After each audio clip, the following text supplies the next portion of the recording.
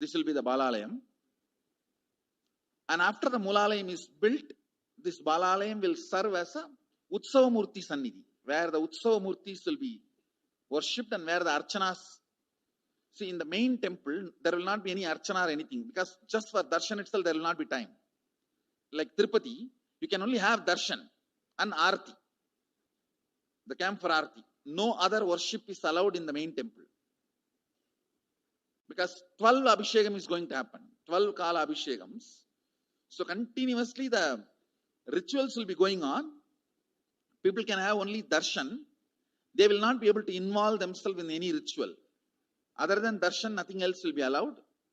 So all the archana, all the other offerings, like people will offer the archanas and other, everything will be done to the Utsava Murti, which will be kept in the Balalayam, the present Balalayam, present structure.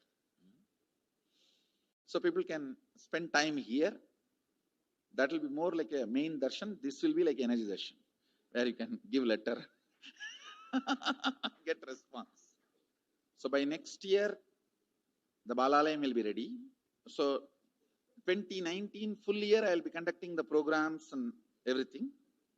2020 will be the one full year Padayatra, walking. From next year, Jayanti, means 2019's Jayanti to 2020's Jayanti. Full year, Jayanti to Jayanti will be Padayatra. Before that, we will make 10,000 people power manifestors. It will be sannyasi, brahmachari, grihastha, all put together. 10,000 people will be walking. What a scene it will be. I think that is the only way the revival of Sanatana Hindu Dharma can be done. I need to get into the ground where people can see me, where they are living. I can't be waiting for people to come where I am living. Now I am sitting in one place to prepare these 10,000 people and make this science completely user-friendly. For that only I am sitting and working. So I have given 2 years for me now, 2018 and 2019. So 2020, before that 10,000 people will be ready to walk with me, manifesting powers. We will literally solve every person's problem in every village. The way we are walking, the path, route we are taking, physical healing or mental healing, or it's a too big visualization. How will you visualize? What will happen if 10,000 power manifestors enter into a village and ask people, tell me your problem now, come on, let's sort it out. Understand, 1,200 years before in Tiruvannamalai temple carvings, how the baby will be in the womb in 2nd month, 3rd month, all that is detailed way carved. It is there. Which scanning machine was there in those days other than the third eye? Very detailed carvings are there. Even Srirangam temple, the whole carving is there. Srirangam temple gives a week by week the whole picture of male baby and female baby. Any of you have seen that? Srirangam Rangaraja Mandapam, it very clearly portrays. There will be one Rangaranga Gopuram. In that next to Rangaranga Gopuram, there is a Rangaraja Mandapam. We have already collected some chunk of 80-90 to be displayed in this Balalayam. Work is going on all of that. We are also going to tell you the science of temple building story as per Agama and as per practical village level, ground level, all that. In those days, 2000 years before, when this Cambodia and all these civilizations were flourishing, two communities from India moved. One is agriculture community, another one is business community. These two communities only traveled and installed civilization. Of course, kings went, that is different. But the common civilian, these two community only went. So Nagarattar and Saivavelalar. Saivavelalar agriculture community, Nagarattar business community. So wherever, see, when they go in the ship, they will, the Saivavelas, they will carry that veil for their protection. Once, if they reach the other side safely, they will just put the veil and start a temple. That is why all the temple outside the India, started by Saivavelar, there will be only veil as a Pradhana Murti. Pattumalai Murugan Goil, Tannimalai Murugan Goil, Gedaram Murugan Goil, Nallur Murugan Govil, Sannidhyan Sannidhi Murugan Goil, all these temples.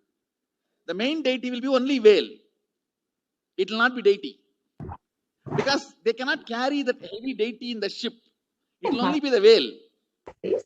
And all the temples started by Nagarattar will be Kavadi. Because they will carry everything in the form of Kavadi. So the moment they reach the other shore, they will worship the Kavadi and the screen cloth covered by Kavadi. Kadirgaman, Darachila, Murugan. All the major temples started by Nagarattar. The Kavadi and the screen only will be the deity. So the Supreme Court of Hinduism revealed the vision for the Bhava that was to take place at 2020, where he himself would go and meet people where they are, attend to every problem which they're facing, whether it was mental, social, emotional, physical, whatever the problem they may be facing. The Supreme Court of Hinduism was ready to go and meet people and give them the solution for every problem. Not only that, but take along 10,000 power manifestors along with him for this whole re-energizing process. So the Supreme Council of Hinduism has begun preparing for this Padayatra from the age of 10, enriching people and preparing them for this Padayatra to save them from this.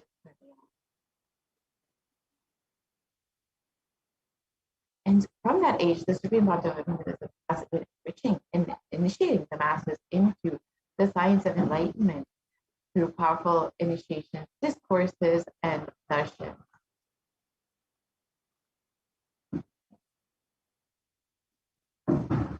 And here are just a few examples of the various discourses, programs, SATSANG, initiations that the Supreme Council of Hinduism has been blessing humanity with from the early 2000s. Here you can see in 2005 in Tamil Nadu, the Supreme Council of Hinduism conducting a discourse for thousands of people.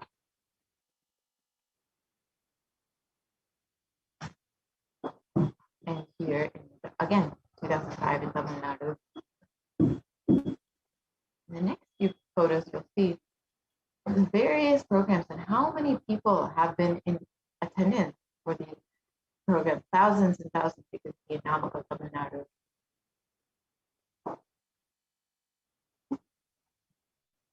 And in Salem, Tamil Nadu, the Nithyananda Paramashivam program. And the Nithyananda program in Bidvi.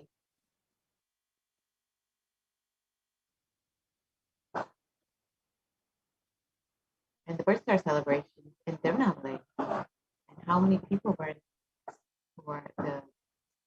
celebrating the birth of Supreme.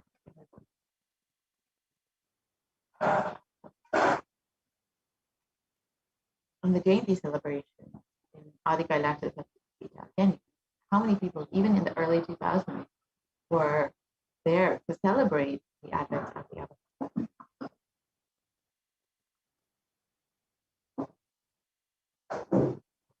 And again, the Jayanti celebration in Tamil Nadu.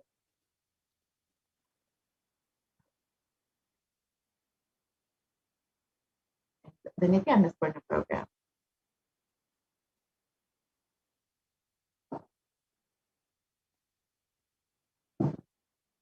The Guru Purnima celebration to celebrate the happening of Guru in our lives.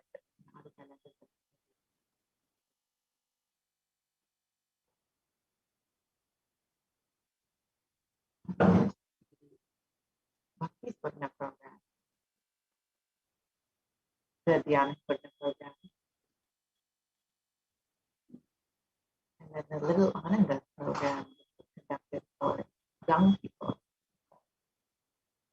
The Satyagam, in the next few photos, we'll see the various photos from Satyagam where the Supreme Controversial himself conducted 7 different homas along with 1,008 people who also conducted this homa guided by the Supreme Controversial.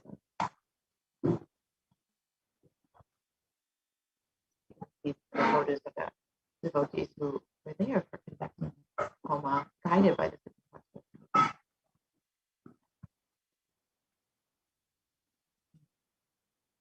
Let's see the Supreme Controversial. Hinduism itself conducted the homa movement. Grand scale.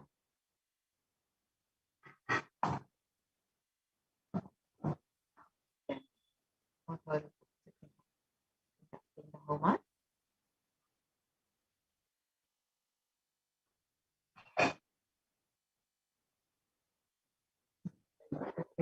Hinduism blessing all of the devotees who were attending. And here again is the Nithyananda program conducted in Adi Kailasa, 7 different towns. And here is again the Nithyananda program conducted in Salem. You can just see how many people were attending for these programs and how many people were blessed to receive the Supreme Controversial of receiving the initiation and blessing.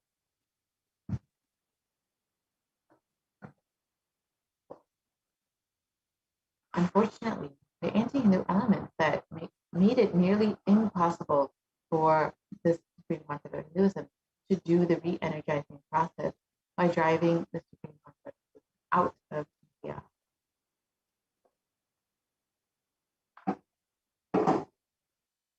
So let us look at Devi's revelation for the solution for this Pralaya to end within India, given on the 31st of May 2021.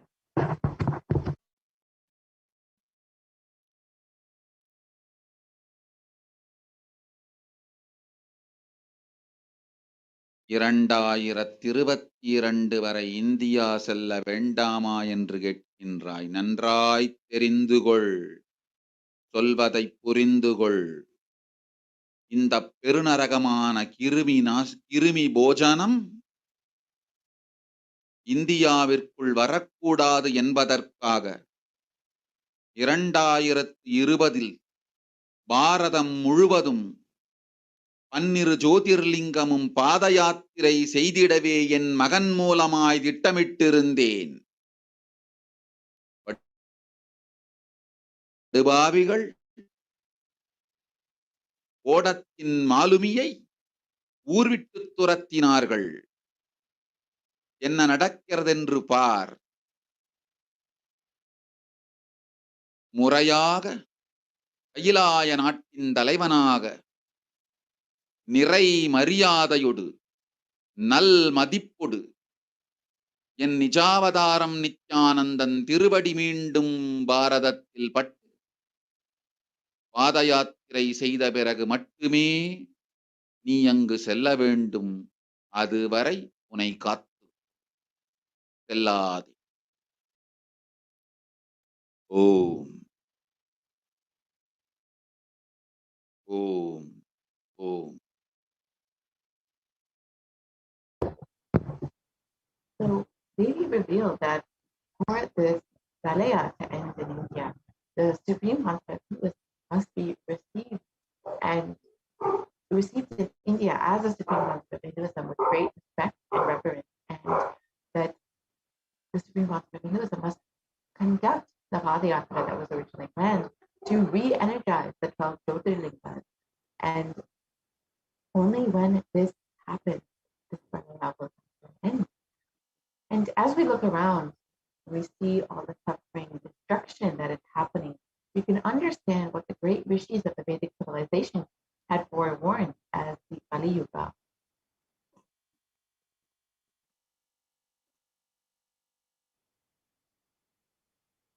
And here is the reference for Kali Yuga in the Burma Purana, which states that Kali Yuga is the worst of the 4 yugas, where man will be his worst enemy. We can look at the translation for this verse in the next one.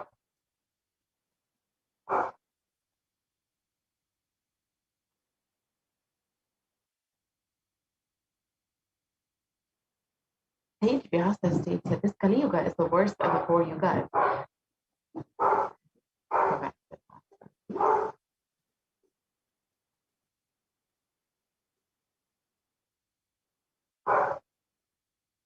We can go back to the last slide, please.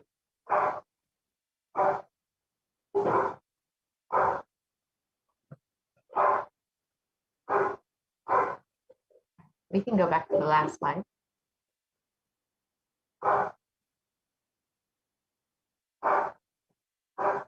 So we can go back one more.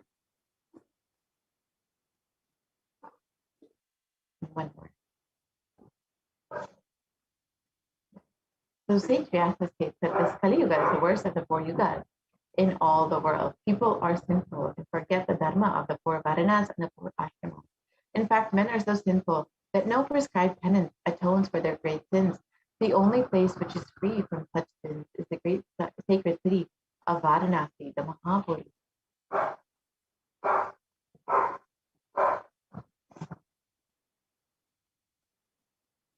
And again, in the Kurma Purana, there is a reference for Kali Yuga which states that the Lord Rudra, Paramashiva himself, is the avatar for the Kali Yuga.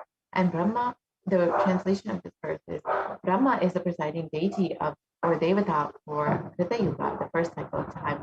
In the Treta Yuga, the second cycle of time, it is Bhagavan Ravi, Surya, in which appeared Shri Rama. In the Dvapara Yuga, the third cycle of time, the presiding divinity is Vishnu. In the Kali Yuga, the fourth cycle of time, the current age, the presiding divinity, the avatar is Rudra, Lord Maheshwara himself, Mahasadasiva. And so, out of his deepest compassion, on the 2nd of January 1978, the Paramashiva himself descended into the human form in the form of the Supreme Pontiff of Hinduism, Jagadguru Mahasannidhanam, His Divine Holiness Bhagavan.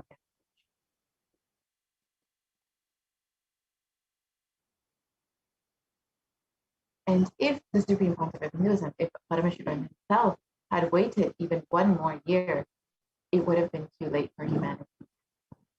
1979 would have been too late. And let us listen to the Supreme Pontiff of Hinduism himself explaining this.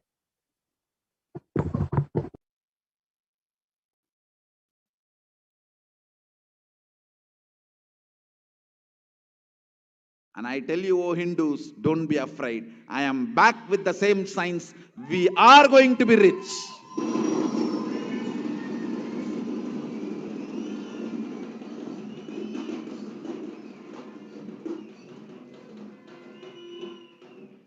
It is not lost.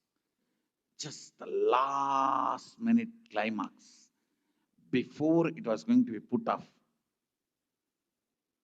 Have happened.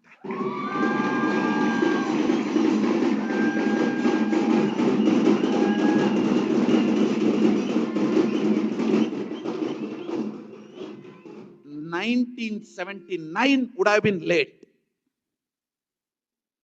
1979 would have been late. If I had time, I would have sent only ambassadors. Because no time, I have to get up and come directly.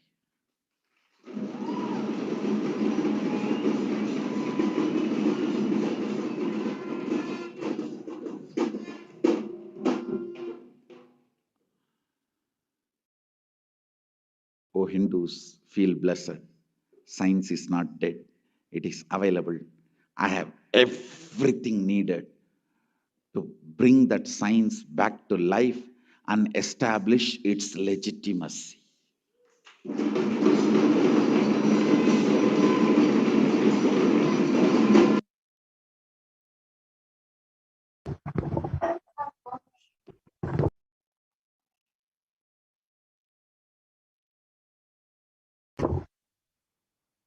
And the Avatar's advent on the planet Earth was to protect humanity from this great cosmic deluge and to bring the new age, the Satyuga, and to bring the superconscious breakthrough for humanity. So let us listen to Devi Parashakti's revelation.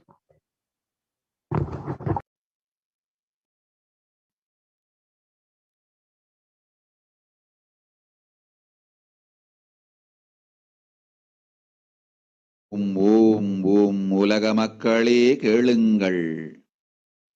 கலி முற்றி கலி கழிந்து புதுயுகம் சத்தியயுகம் புறப்பட வேண்டிய காலம் வந்ததனால் வந்திருக்கின்றது இந்த பெரும் பிரளயம்.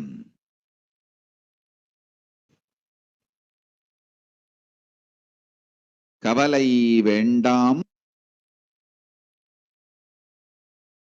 மக்களே.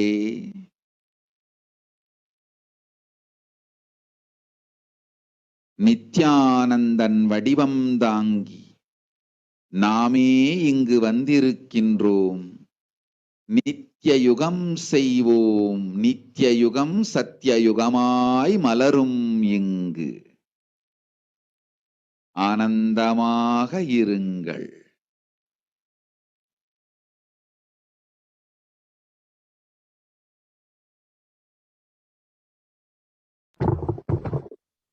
So let us look at Devi's translation for this. People of the world, listen. The time has matured and come for the Satyuga to happen. The great Pralaya has come. Don't worry, people. In the form of Nithyananda, I myself have come. I will make Nityuga. Nityuga will blossom as Satyuga. Be blissful.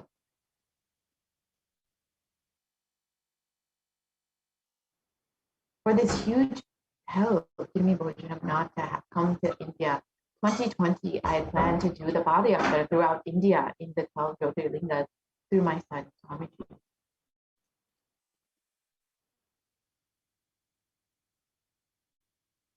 And in order to prepare for this, the avatar has begun the Padayatra at the mere age of 10.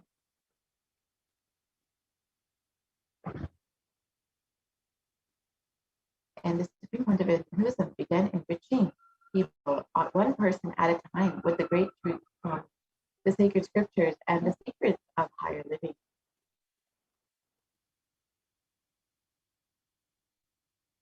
Even as young as 14, Supreme Pontificate Hinduism's classmates recall the yatra where the Supreme Pontificate Hinduism led them all from Guriyatam, Tamil Nadu to Tirunelveli, his birthplace, and a huge pilgrimage site.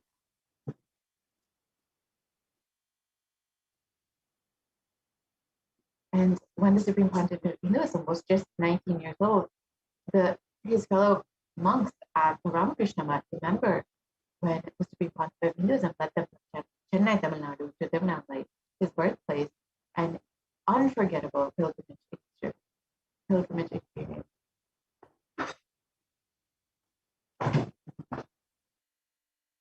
And the Supreme Pontificate Hinduism continued walking the length and breadth of India, reaching more and more people and preparing each one until the Supreme Pontificate Hinduism founded the international mission, the Nithyananda Sangha, to revive Kailasa internationally on 31st of December 1999.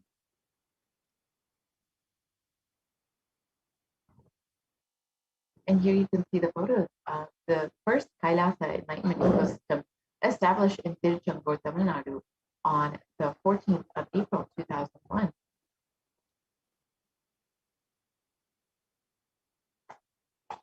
And in 2003, the Avatar continued his Vidyayatra all over the world to enrich people from various backgrounds.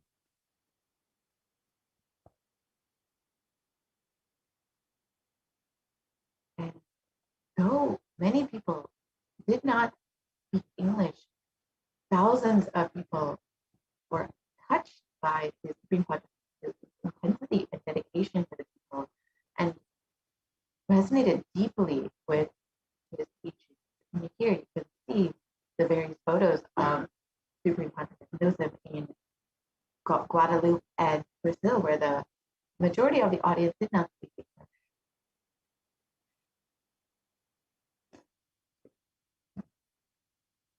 And in 2004, the Avatar and led his disciples on the first Malay Yatra, visiting temples, delivering satsang, initiating them into the superconscious breakthrough.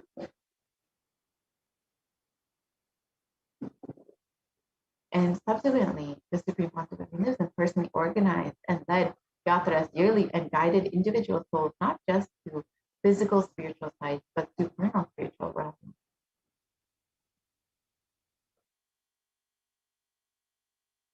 2006, the Padayatras were taken to the next level with the Kodikan Padayatra, with crores participating and impacted by the Nithyanandeshwara and Nithyanandeshwari deities that were traveling from city to city.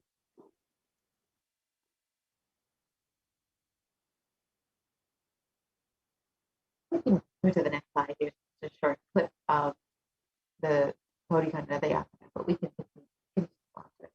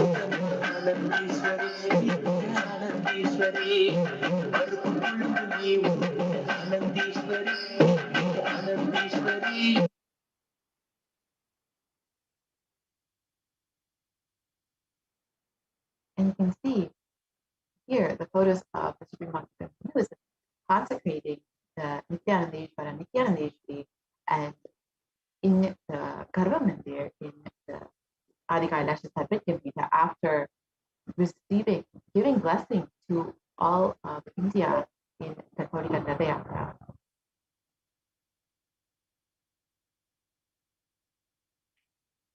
And these deities were energized as the Ashtavataras to radiate the energy of Paramashiva and Parashakti to create the Adi Kailasa Sarvijnapita as a ship to save humanity from this upcoming pralaya. And you can see the various spiritual energy centers created in India as safe havens for this pralaya. And you can see the Kailasa in Chittor, the Adi Kailasa Sarvijnapita, and the Kailasa in Hyderabad. And the Supreme Court of Hinduism created these various ships to save humanity from this pralaya. And if you would like to protect yourself during this pandemic, have the multi-layer quarantine in one of the Kailasas in India, you are welcome to visit kailasa.org/Kailasa where you can sign up today to quarantine within one of the Kailasas in India. As Devi has revealed multiple times, and the Supreme Pontificate of Hinduism has revealed multiple times, that the only priority for this year is to keep yourself alive.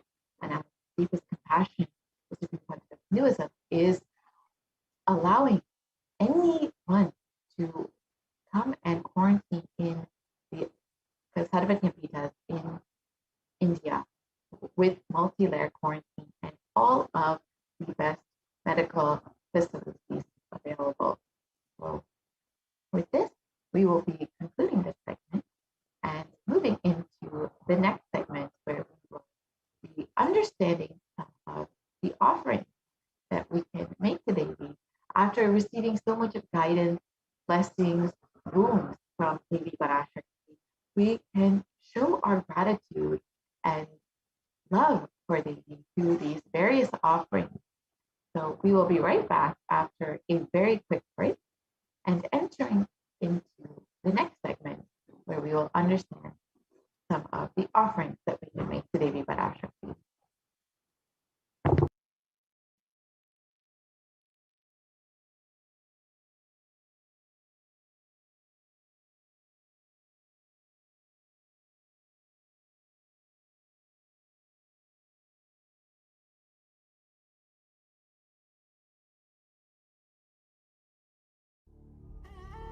What I mean by the word Kailasa, listen intensely. Enlightenment ecosystem, literally enlightenment itself, in your own home, wherever you are. If you cannot come to Kailasa, it's okay. Kailasa can come to you. Kailasa coming to you is Kailasa.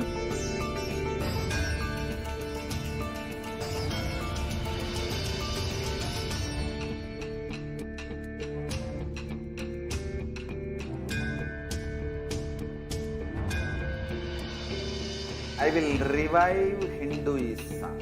I am a Hindu revivalist, not by any revolution, but by evolution.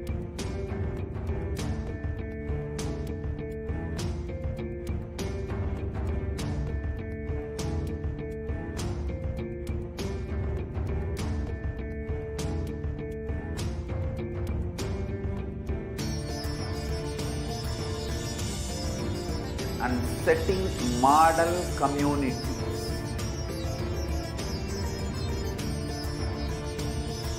Kailasa, enlightenment ecosystems, Sarvanya Pitas all over the world.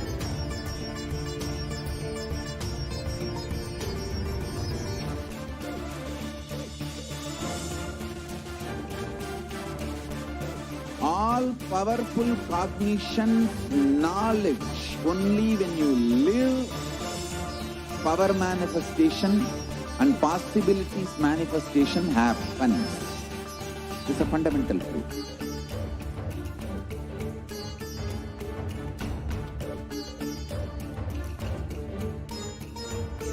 Hinduism cannot live exclusively as one sampradaya. No. All sampradayas of Hinduism is an ecosystem.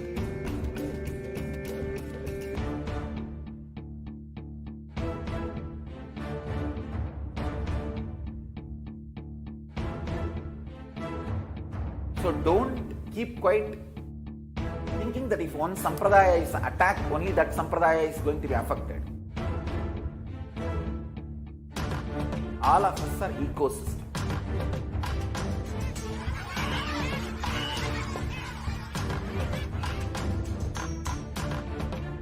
I invite all of you to get involved and enjoy Hinduism by the principle of Dharmo Rakshati Rakshitaha. When you protect Dharma, Dharma protects you. You will make the whole planet flourish spiritually, the spiritual prosperity. We happen to whole planet Earth. We all have to coexist together.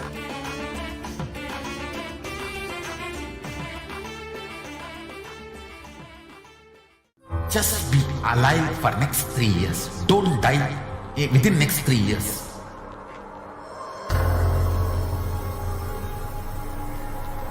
Just don't die within next 3 years. Be alive. Somehow be alive. I'm working sincerely. I will reach you somehow. Somehow I will reach you. It's my commitment to humanity.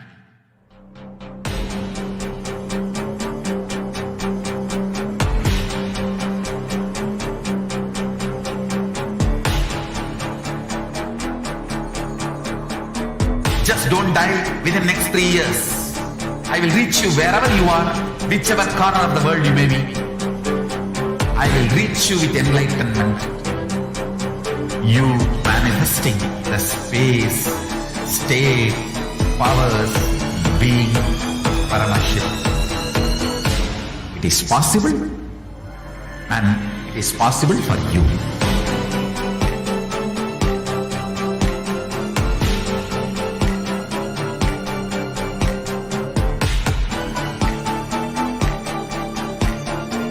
Paramashivoham will reach you with enlightenment science. I know he is going to do the job. Just be alive for next 3 years. Nothing else.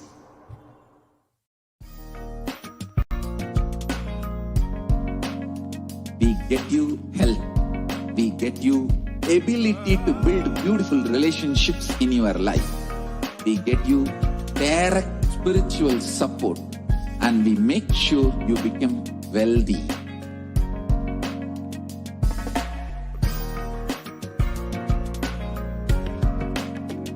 We won't stop giving you just good life. We will literally not stop till you live enlightened life. Manifesting the state of Paramashiva, space of Paramashiva, powers of Paramashiva, being of Paramashiva.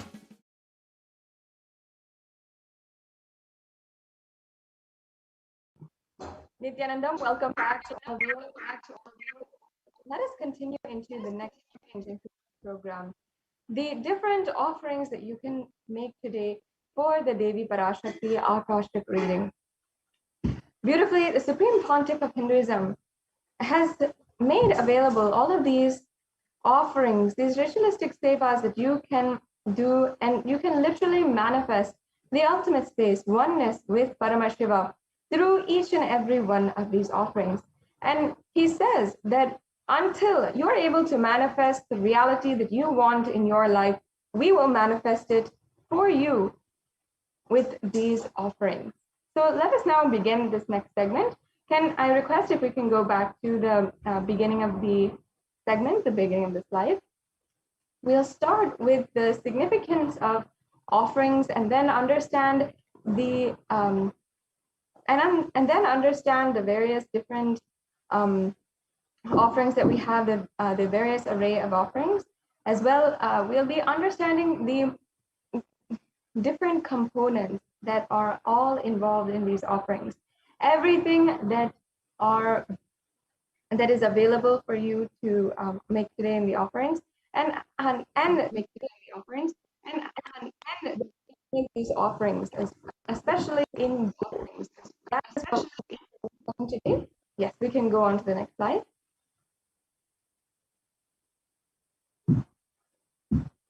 Yes. So an offering is a giving of a divine gift of pure love, devotion, and oneness, and it consists of two parts. One is giving and one is accepting. And only when the divine accepts what one offers, the offering becomes complete. Offering is not made out of any fear or greed, but pure devotion. And when an avatar lands, the offerings are purely a part of the grand Leela played out for the only purpose of enlightenment. There is no other vested interest. There is nothing that here that is being asked out of you. It is simply an offering made out of complete gratitude.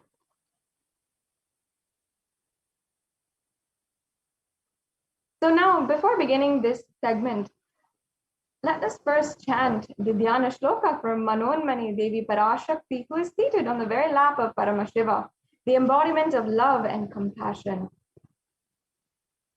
Indu nivabeda karavahni nayanam syat pankaja varabhaya japaksha sarayuktam anga himabhushana vichitra vasanam syat tunga mukutojjvala manonmani swarupam. And now I'll be chanting the English translation. Moon-like face holding the Vedas on hand, fire in eyes with lotus flower and gracing blessing hands, and one hand with the japamala, beautifully decorated with jeweled ornaments and wonderful clothes and shining bright crown. Her name is Manonmani. And I'll now chant the next Dhyana Shloka. Dhyaye devim trinetram shashinivadanam vedahastam dadanam savye padmam varadam apare chabhayam chakshamalam divyerabarane vibhushitatanum brahmadi pujitam devimeva manonmanim pratidhinam kamatya dhatrim shubham. Yes, and now the English translation. I meditate on Devi with three eyes glowing like the moon and holding the Vedas, lotus and gracing with blessing and gracing hands. She is wearing beautiful ornaments, and she is worshipped by Brahma and other many gods, and showers auspicious boons for all actions every day.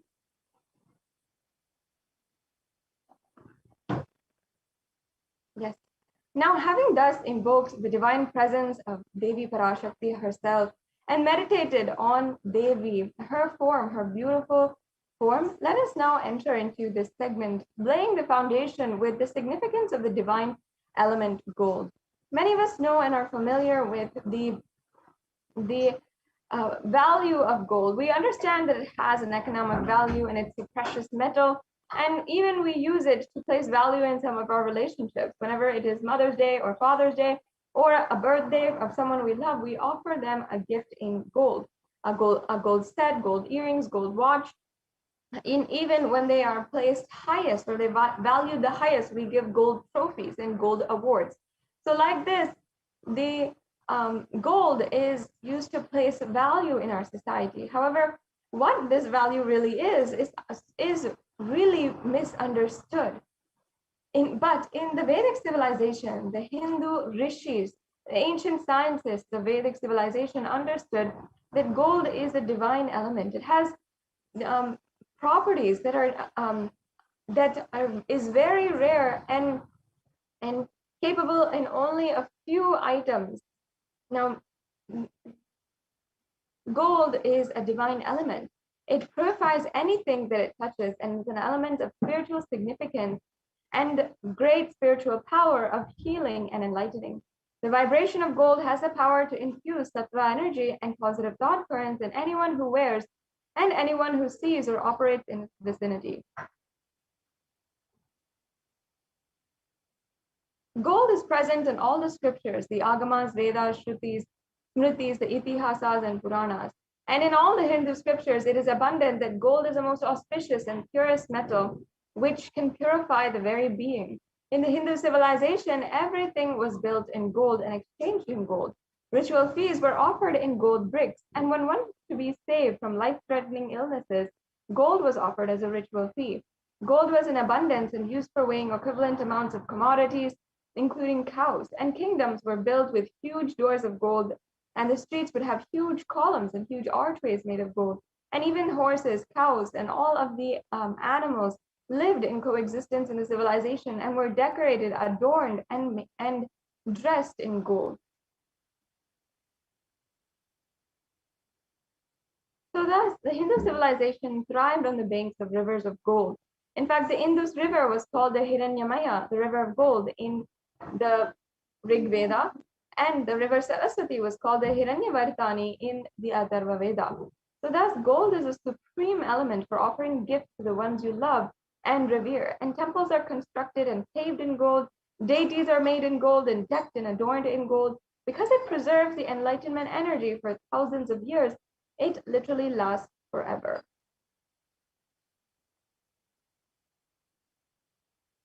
So yes, now let us begin the different offerings that you have.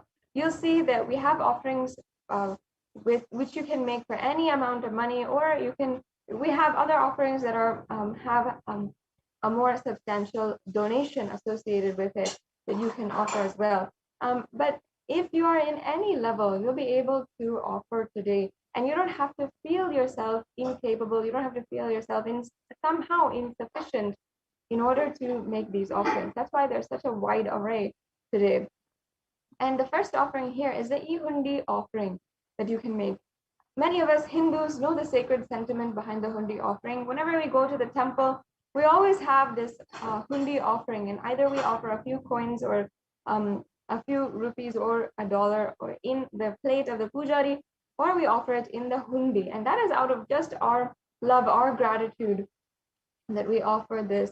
And we offer this because Devi Parashakti is the one who is Bhakti Priya. She is the adorer of true devotion.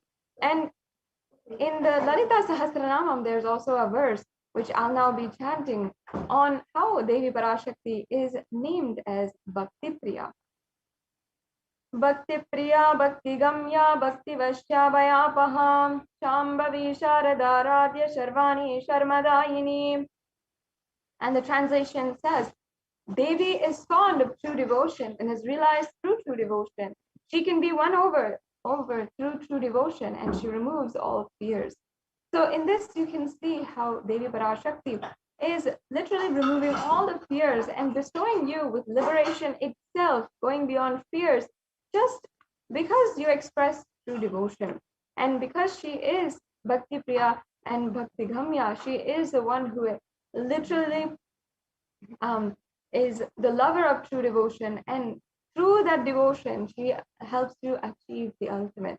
So you can just offer this Bihundi offering for any amount of money, for anything really, and it'll be accepted, and Devi Parashakti will remove all of your fears. The next slide, please. We can go on to the next slide.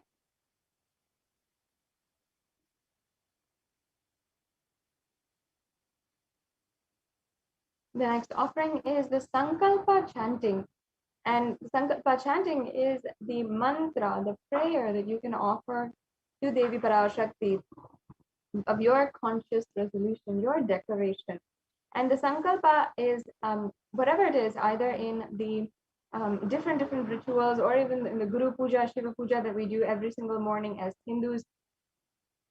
In that, the Sankalpa is chanted for every single ritual. Before the ritual, we declare what we want to manifest through this ritual, and then proceed for the rest of the ritual. So the Sankalpa is always there, and then you can just chant the Sankalpa because it is itself a powerful mantra, a powerful prayer for experiencing and manifesting your reality. That is the beauty of the Sankalpa mantra. Whenever it is chanted for another person, that person, on their behalf, we are literally sending all the healing prayers, the blissful blessings, everything, and you'll be able to manifest whatever you want in your life. And the reference here we have is from the Devi Mahatmyam, chapter 12, verse 34. And it says that the goddess enchants this universe, and she herself gives birth to this universe. The goddess, being prayed without interest in anything, gives that knowledge that leads to salvation and gives wealth in the materialistic sense. In this, it's literally saying that Devi Parashakti, unconditionally, without interest in anything, without asking for anything back, she gives you whatever you want. And in the same way, just through this beautiful mantra, after requesting and deeply offering our prayers at the feet of Devi Parashakti, she bestows us with all the auspiciousness. And she literally can fulfill all the fruition of our desires and wishes. Yes, let's go on to the next offering now. And here we have the Sahasranama Swarna Kaku. And in the Hindu tradition, the Sahasranama is a very Sahasranamavali, the chanting of the names of your Ishtadevata, or chanting of the names of a specific god or goddess, is actually a very refined practice. It is something that is very traditionally used, and continuously chanting the name or doing the japam of the name of God is a very powerful practice for attaining a very sacred space and even attaining Nirvikalpa Samadhi. Now, just doing this Sahasranamavali, chanting the names and the divine qualities of your Ishtadevata, of God, is so powerful because it literally, we are cherishing those divine qualities inside of our inner space. And the reality is that whatever we cherish in life, whatever we keep inside of the secret chambers of our heart, and we're continuously ruminating on, we're continuously holding inside of our inner space, whatever that is what you're going to manifest in reality. If you feel you are always in suffering, or if you feel you are always attracting situations where you are kept in suffering, whatever it is, that is what you are going to manifest into reality. If you keep all the time Mahavakya going on in your inner space, that is what you're going to manifest in your inner space. So in the Lalita Sahasranama, verse 731, Lalita, or Devi Parashakti, is described as Nama Parayana Prita, the very one who likes the repetition of her various names. And this is not out of coincidence.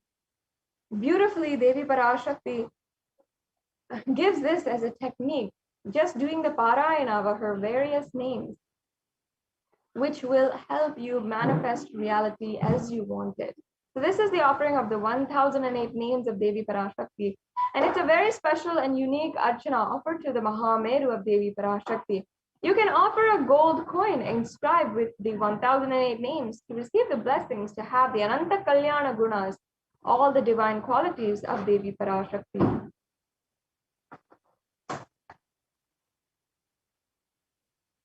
Yes. Now the next offering is the Mukta Anguti. First, let me chant this beautiful verse from the Meenakshi Pancharatnam, and then I will go on and explain the beautiful significance behind this offering. Muktaharanala Satkiritaruchiram Purnendu Vaktra Prabham Shinjannu Purikinkini Manidharam Padma Prabhavasuram Sarvabhita Falapradam Gisutam Vani Rama Sevitam Meenakshim Pranatosmi Santatamakam Karunyavaranidhim. And the English translation says, I bow down to the goddess Meenakshi, whose crown has garlands of pearls in the face and a face shining like the full moon, who wears anklets that are studded with gemstones and has small bells, who is shining like the splendor of a lotus, who grants all the wishes, the daughter of the mountain, who is worshipped by goddess Vani and Rama. And I remain ever bowing to the goddess Meenakshi, the ocean of compassion. And in this, she is actually described as the one who is adorned with all of the pearls. And Mukta Harana means adorned with pearls. And the Devi Meenakshi is also the embodiment of compassion. And in a very similar way, the pearl is also symbolic of compassion. And that is, it's a representative of compassion. So that's why Devi Meenakshi is so often associated with pearls. And you can offer this beautiful offering of the Mukta Anguti to receive the blessings of Devi Meenakshi. And it's actually a very, very powerful offering to receive from Devi Meenakshi herself, because Meenakshi, being the previous incarnation of the Supreme Pontiff of Hinduism himself, also is a reviver of Kailasa, as it happened on planet Earth thousands of years ago. And she was the one who united all of the 56 deshas. At that point in human history, all of the different human civilizations were separated and not under one civilization. So for the first time, Devi Meenakshi had established all of the human civilization under one rule. And that is what happened as Kailasa, manifested as Kailasa on planet Earth through the kingdom of Madurai. And it's such a vast kingdom that has thousands of years of history, culture, heritage, that literally was all revived and is available on planet Earth today because of Devi Meenakshi. Now, with her space of radiating space of Kailasa, and she literally conquered all the 8 directions and brought it under one rule. Her divine space of manifesting Kailasa, if that is just you even have one taste of that with the oneness with Devi Meenakshi and connecting to Devi Meenakshi, then imagine what all you can manifest in your life. That powerful space where she has literally manifested Kailasa on planet Earth, that is the space of Devi Meenakshi. And especially in a time with no technology, there's no way to communicate across the world other than literally walking barefoot, going by chariot, and taking a battalion there and going from one side of the planet Earth to the other. And that's exactly how she conquered all of the 8 directions. And the whole beauty of it is that she did this conquest out of a beautiful compassion, out of compassion for the whole of humanity, out of compassion for human beings. She made this whole, the whole revival of Kailasa happened at that time. And that is the same way that the Supreme Pontiff of Hinduism is reviving Kailasa today. So just connecting to Devi Meenakshi through this offering, you can have that same space, be blessed with the same space of Kailasa, and radiate the state, space, powers, and being of Devi Meenakshi. Have success in any of your ambitions. That is a beautiful sentiment that you can carry. And just to have that oneness experience with Devi Meenakshi, you can offer this Mukta Anguti. Yes, let's go on to the next slide.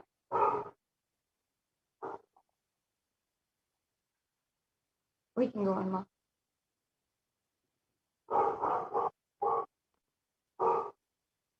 Yes. So the next offering here is the Swarna Padma Pushpa, the golden lotus.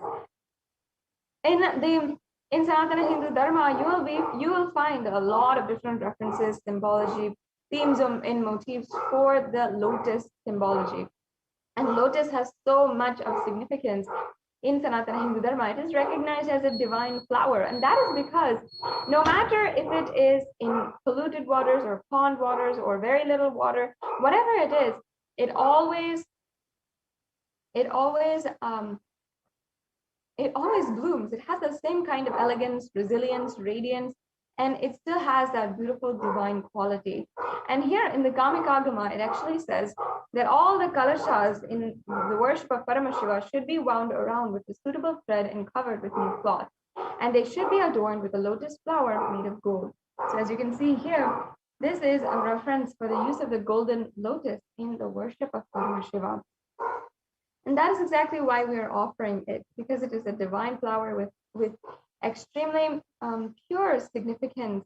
And it is told by Paramashiva himself that it should be used in his worship. And you can attain the same space of Devi Parashakti, being ever resilient and divine, elegant in any situation, adverse situation that you might find yourself in. Yes, let's go on to the next slide. The next slide, please.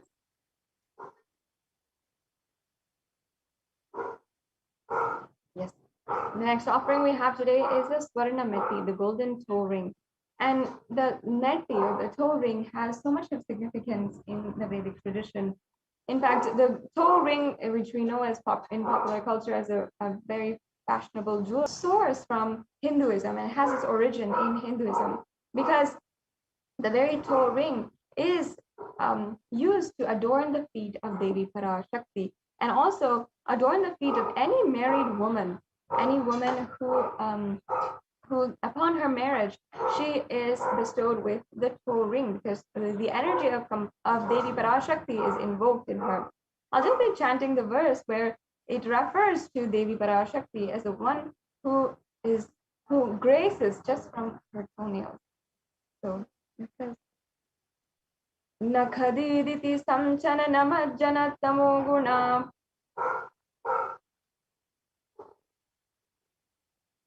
Padadvaya Prabhajala Parakrita Saroruha. And the translation says, you whose brightness from toenails destroys the darkness of ignorance from the minds of your devotees who prostrate at your feet. You whose brightness from your 2 feet overpowers that of the lotus flower. So this is the verse from the Saundarya Lahari where the very feet of Devi Parashakti is glorified. And you can see that it's not just her feet, but even her toenails, if they grace you. Even if you just have the grace of just even an inch or a quarter of an inch on her toenails, you will be able to manifest anything in your life. You can remove all the darkness, the ignorance in your life.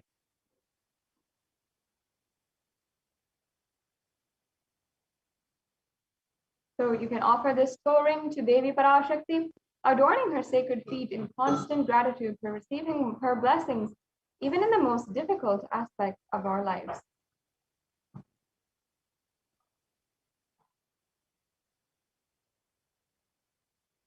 Yes, and the next offering that we have here is the Swarna Mantika, the golden hairline jewelry.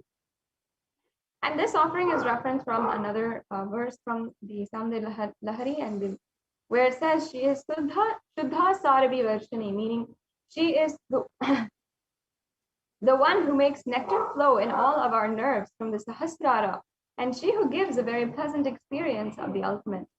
So the Mantika represents the nectar flowing from the Sahasrara Chakra, which is fully open.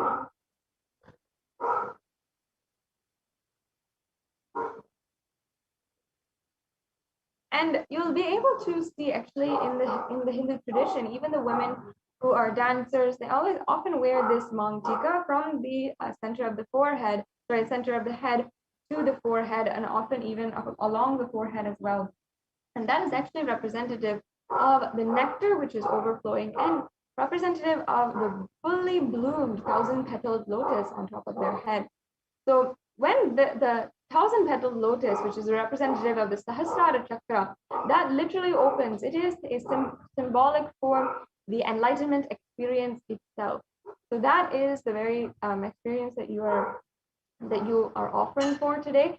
You can offer this mantika to Devi and receive the blessings of achieving the blissful state of overflowing gratitude in the space of complete completion.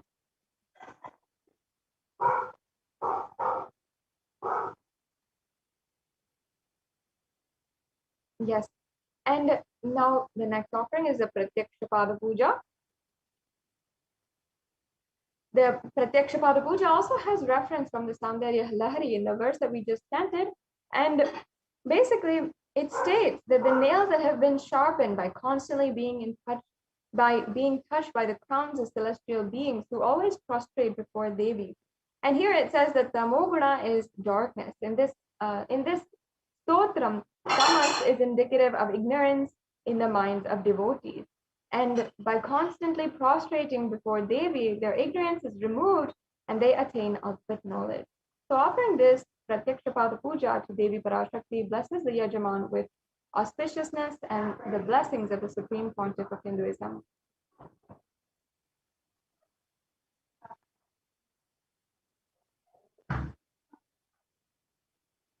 And the next offering we have today is the Vastra Seva. The offering of the Vastra Seva blesses again the Yajaman with the auspiciousness and blessings of the Supreme Pontiff of Hinduism. The next slide, please. So here we have all of the different offerings that you can make. There's 9 different offerings, and you don't have to feel, once again, you don't have to feel that there is something that it might be too much that you can offer. You have several different levels of offering, either something that you can make for any amount for $1, and there's several different levels for each of the offerings as well, and options that you can choose from, so that if you have the interest in making the offering, you can make any one of these offerings, and it still has such deep significance and can give you that ultimate space of oneness with the avatar. So as you can see, we have the Ihundi offering, the Sankalpa chanting, the Devi Sahasranama Kasu, the Mukta Ankuti, the Swarna Padma Pushpa, the Swarna Metti, the Swarna Mantika, the Pratyakshapada Puja, and the Vastra Seva. So all of these, once again, have different amounts associated to it, and you can offer this as well. The next slide, please.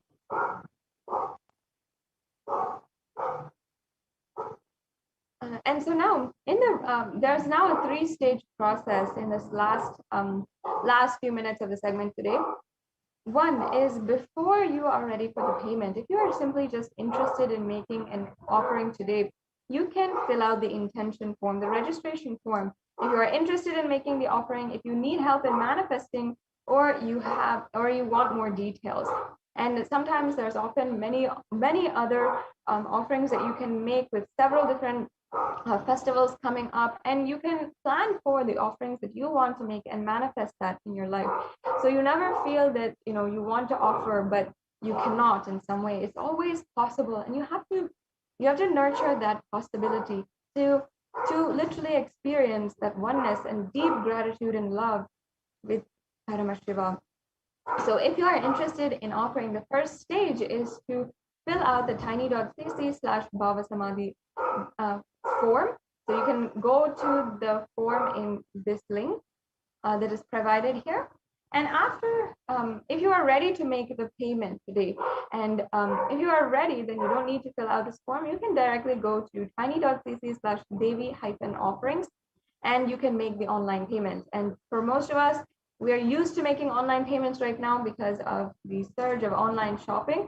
And it's in very much a similar way. You can just go, you can add any seva that you'd like to, and go ahead with the steps to proceed for the payment. And you just have to fill out your payment details, your billing details, and it's a very straightforward process in that way. And after the payment is complete, we request each and every one of the yajamans to please make sure that you are submitting the details for the puja and the names that need to be chanted in the Sankalpa 2021 form. This is a necessary form that you need to take, that you need to fill, and this makes sure that your names are chanted during this puja. So, yes, this brings us to a conclusion.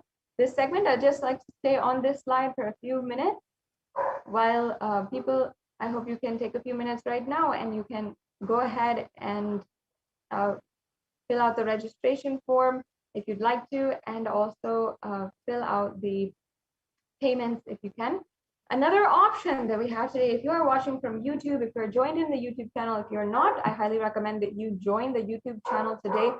And you just have to join as a member of Kailasa's SATSANG Nithyananda YouTube channel, and you'll be able to get access to more than 20,000 hours of different discourses, darshans, dikshas, so much of content that the Supreme Pontiff of Hinduism has made available, and every solution that you can possibly need in your life. And once you are a member, you can also go to the super chat in the right-hand side corner of the chat. You'll see a $sign. You can click that, and you can make a donation through the super chat or the super sticker option. And these are just very simple ways to make a donation, either through credit card, debit card, or PayPal, and really straightforward steps, again, to make your donation. So once again, we'll stay on this slide for a few minutes, and then we'll be going on to the next segment in today's program, where the representatives from the Adi Kailasa Sarvajnapeetham will be joining us.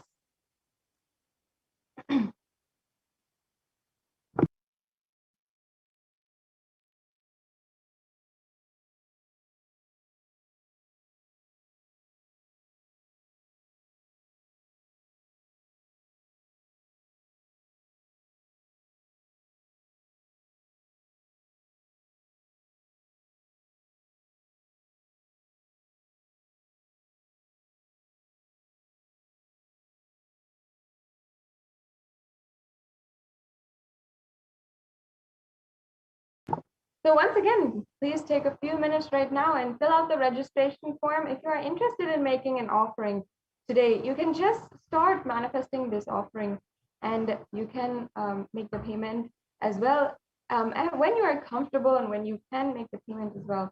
So this registration form is simple. It doesn't require any payment in this step.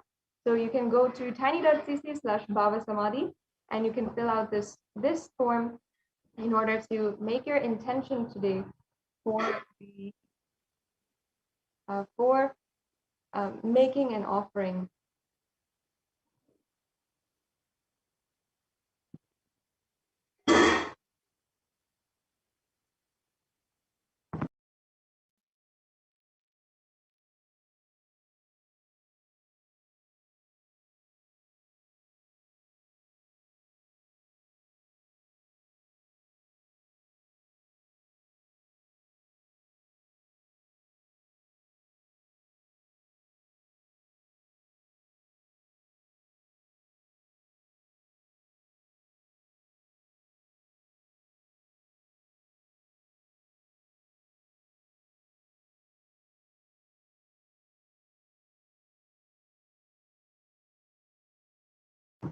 I request also if we can go to the link and show the link tiny.cc/baby-offerings.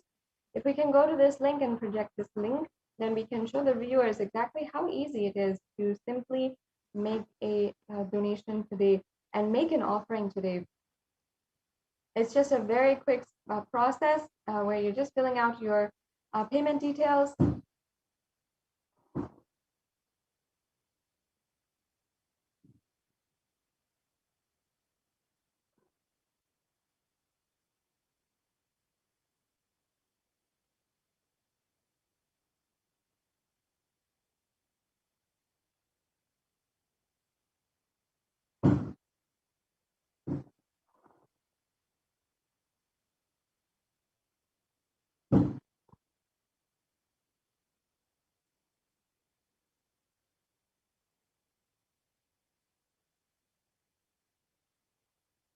So we'll be just getting that to you in a few minutes. I request all the viewers, if you are joining us today, you can spend a few minutes right now also and making sure you are liking and following in all the official handles of the Supreme Pontiff of Hinduism and Kailasa. And in this way, you'll be able to ensure that you have all the notifications as soon as there is an announcement for the live satsang or live Bhava Samadhi Darshan with the Supreme Pontiff of Hinduism. And these are events that you surely should not miss. So with this, now we have joining with us the representatives from the Adi Kailasa Sarvagna Peetham to proceed with the next segment in today's program with the latest updates from Adi Kailasa Sarvagna Peetham on the multi-layer COVID care center, which is ongoing there. Yes, we'll now be starting that segment after a very quick break.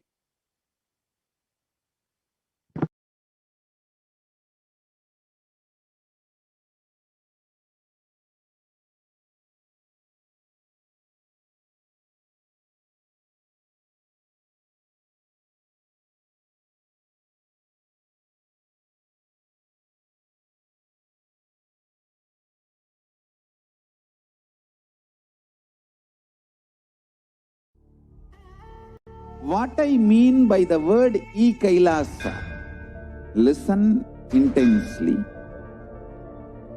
Enlightenment ecosystem, literally enlightenment itself, in your own home, wherever you are. If you cannot come to Kailasa, it's okay. Kailasa can come to you. Kailasa coming to you is Kailasa.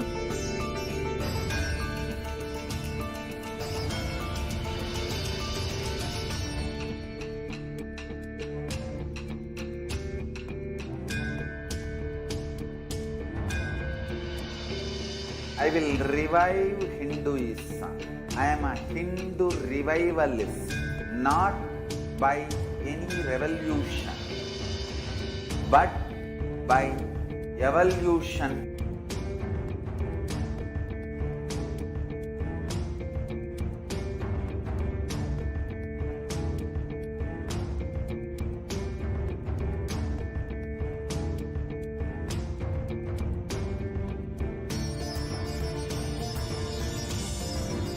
And setting model communities.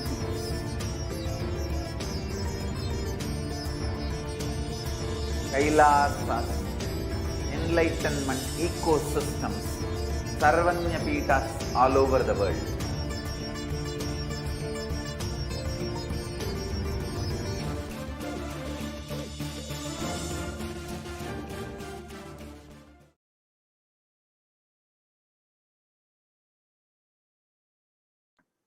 Nityanandam, everyone.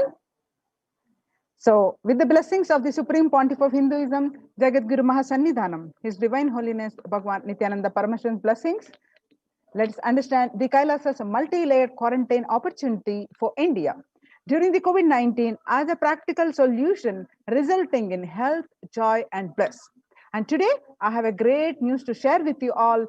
This Kailasa's multi-layer quarantine facilities are recognized by the United Nations. So I'm going to share with all that. So let's start with the Sadguru Vandanam.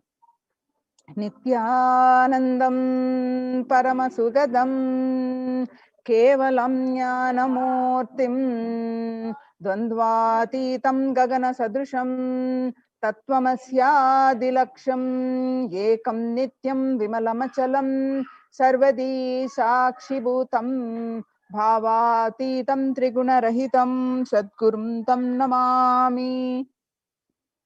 Yes. So on June 5th, 2021, Devi Parashakti revealed during the Akashic readings, and what she revealed of the effect of the mental health and physical health on the pandemic, and the reports which showed following the days after the Devi revealed the state of the world reports. Let's understand that. So the Devi revealed on 5th June 2021 that not only people dying in crores, financial and mental retardedness. You will also see minds getting collapsed. Freedom from all this suffering is the life of living enlightenment. They clearly give the how the minds are getting collapsed, how we will see the reports on the world across different online the different colleges, how the reports are coming as the literally majority 80% of the people are getting mentally affected, and how the solution they will reveal is the life of living enlightenment. First, prevent, they will reveal that. First, prevent yourself from this deadly corona. Oh, people, do the job of saving your life as first priority. Listen properly, people. The only way to protect yourself from this overflowing cosmic pralaya and from the demonic people who search for destruction for themselves and for others because of pralaya, go to Adi Kailasa, getting shelter at the feet of Paramashiva. Save yourself from corona and death, economic crisis, and mental collapse that is formed because of corona. Save yourself and move towards living enlightenment. Move towards Paramashiva, Paramporol, doing yoga and tapas, doing seva to all the devotees of Paramashiva, live a good life. Devi revealed, continued that just for that I have opened the doors of Adi Kailasa. For all those in the universe, not only human beings, all as even Siddhas, Jnanis, and Yogis have come and are doing penance in Adi Kailasa. For even who come, goodness, prosperity, Jnanam, and Yogam will overflow. Do not have fear, bliss is there. Do not have worry, I will protect with goodness. Just for that, I have opened the doors of Adi Kailasa. For all those in the universe, not only human beings, as even Siddhas, Jnanis, and Yogis have come and are doing penance in Adi Kailasa. For everyone who came, who come, goodness, prosperity, jnanam, and yogam will overflow. Do not have fear, bliss is there. Do not have worry, I will protect with goodness. Happiness is there, enlightenment is there. Do not have fear, bliss is there. I am solving sufferings. I am the Samayapuratu Kannatal who comes and helps at the right time. Revelations about mental health issues by Devi on 5th June 2021. We just saw some of the glimpses. Now let us see the media article confirming the same on 6th June 2021. The global news of psychiatric symptoms like depression, anxiety exhibited by the COVID-19 patients. A study, according to the new study, the neurological symptoms like depression and anxiety are also showing to be the common in those who have contracted the COVID-19, even in more mild cases also. And some more the reports confirming what they revealed about the mental health issues by the corona pandemic on 5th June 2021, and the media article confirming the same on 8th June 2021 by the BMC Psychology, published on June 8th. It says the impact of COVID-19 on the mental health of the US college students. The result shows that our results indicate that students closer to graduating faced increases in anxiety, that is 60.8%, feeling of loneliness, that is 50.1%, and depression, which is 59.8%. Many reported worries for the health of loved ones. The most impacted their mental health status, about 20%. And they need to take care of family, most affected current, and that is 31.8%. Almost 1/2 of students took exercising and other remedies. The rate of anxiety and depression among college students continue to soar, researchers say. Researchers at the Dartmouth College, who have tracked the moods and behaviors of about 200 college students for 4 years, say stress levels are at their highest. This report by Lauren Lumpkin on June 10th, 2021. The Dartmouth College researchers began tracking 217 students when they entered the school as freshmen in 2017 in the hopes of understanding how they behave. They have seen students' stress levels rise and fall, usually in tandem with midterm and final exams. But since the onset of the coronavirus pandemic, rates of depression and anxieties have soared and have showed no signs of coming down, said the Andrew Campbell.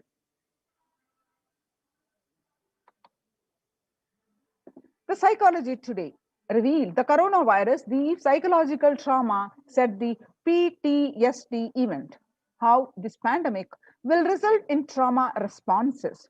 Much has been said about the mental health crisis that is occurring related to the coronavirus pandemic. Much of this information has focused on the all-consuming anxiety, panic, and fear that many are experiencing. While this is important and needs to be at the forefront of discussions, something that has not been discussed in this psychologically traumatic nature of what our nation and our world is experiencing.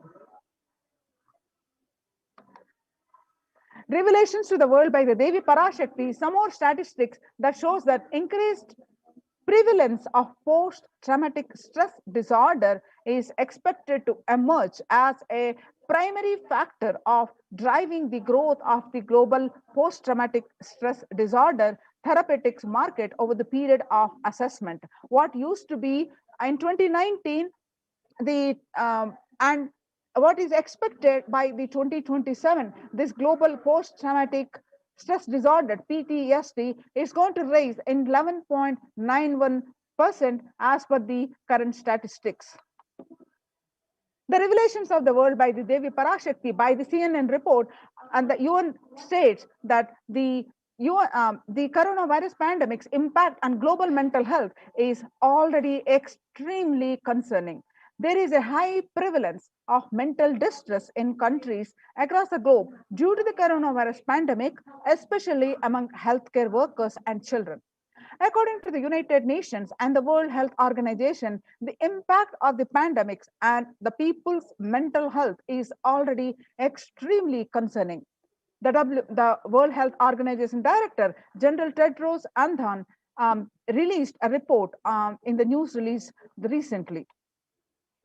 The CNN Health, which continued to say that the coronavirus pandemic impact on global mental health is already extremely concerning, the United Nations says. In that report, it said that it is now crystal clear that mental health needs must be treated as a core element of our response to and recovery from the COVID-19 pandemic, the Tedros said. One of the remedies suggested, according to the reports which the Supreme Pontiff of Hinduism stressing for the decades, yoga greatly improves mental, spiritual, and physical health. People who practice yoga experience less anxiety, less depression, and fewer symptoms of post-traumatic stress disorder. Yoga also improves well-being, including increased gratitude, relatedness, acceptance, centeredness, empowerment, self-esteem, compassion, and self-awareness and hope. Yoga can help us to manage stress and self-regulate, an important tool in the current time. We are all equipped with innate coping strategies for responding to stress, but sometimes our stress response can become out of balance. We are living in a world that regularly activates our sympathetic response, that is, the body's way of responding to stress, sometimes called fight or flight. This is balanced by our parasympathetic response, the way our body helps us to rest and relax. Yoga can help bring our parasympathetic response back online and allows us to find balance. Activating our parasympathetic response brings us into a more restful space and allows us to find calmness, connection, and compassion. The deep mindful breathing of yoga and meditation stimulates the vagus nerve, which activates the parasympathetic nervous system and supports self-regulation and stress management. Revelations to the world by the Devi Parashakti and the yoga can be a valuable tool to self-care, especially in challenging times. Yoga is now being used as an empirically based treatment, often in combination with other interventions, with benefits for both physical and mental health.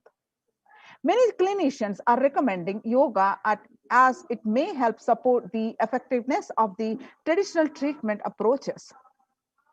The Psychology Today revealed that when we actively choose a tool of self-care, we better equip ourselves to survive and seek resilience in different circumstances.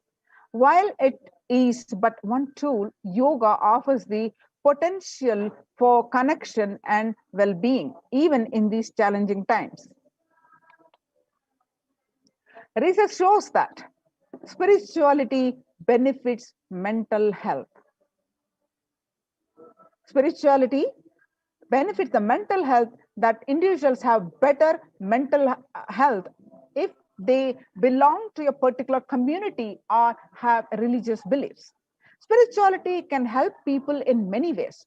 First and foremost, spirituality or religion can help people find meaning in their life, which is instrumental in improving one's mental health. Spirituality can perhaps help you connect with your divine self.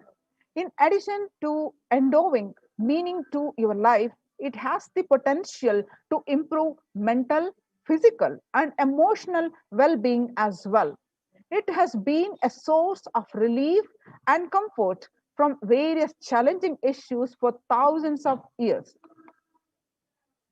Revelations to the world by the Jagadguru, the Supreme Pontiff of Hinduism, Jagadguru Mahasannidhanam, His Divine Holiness Bhagwan Nithyananda Paramashivam on 22nd May 2021.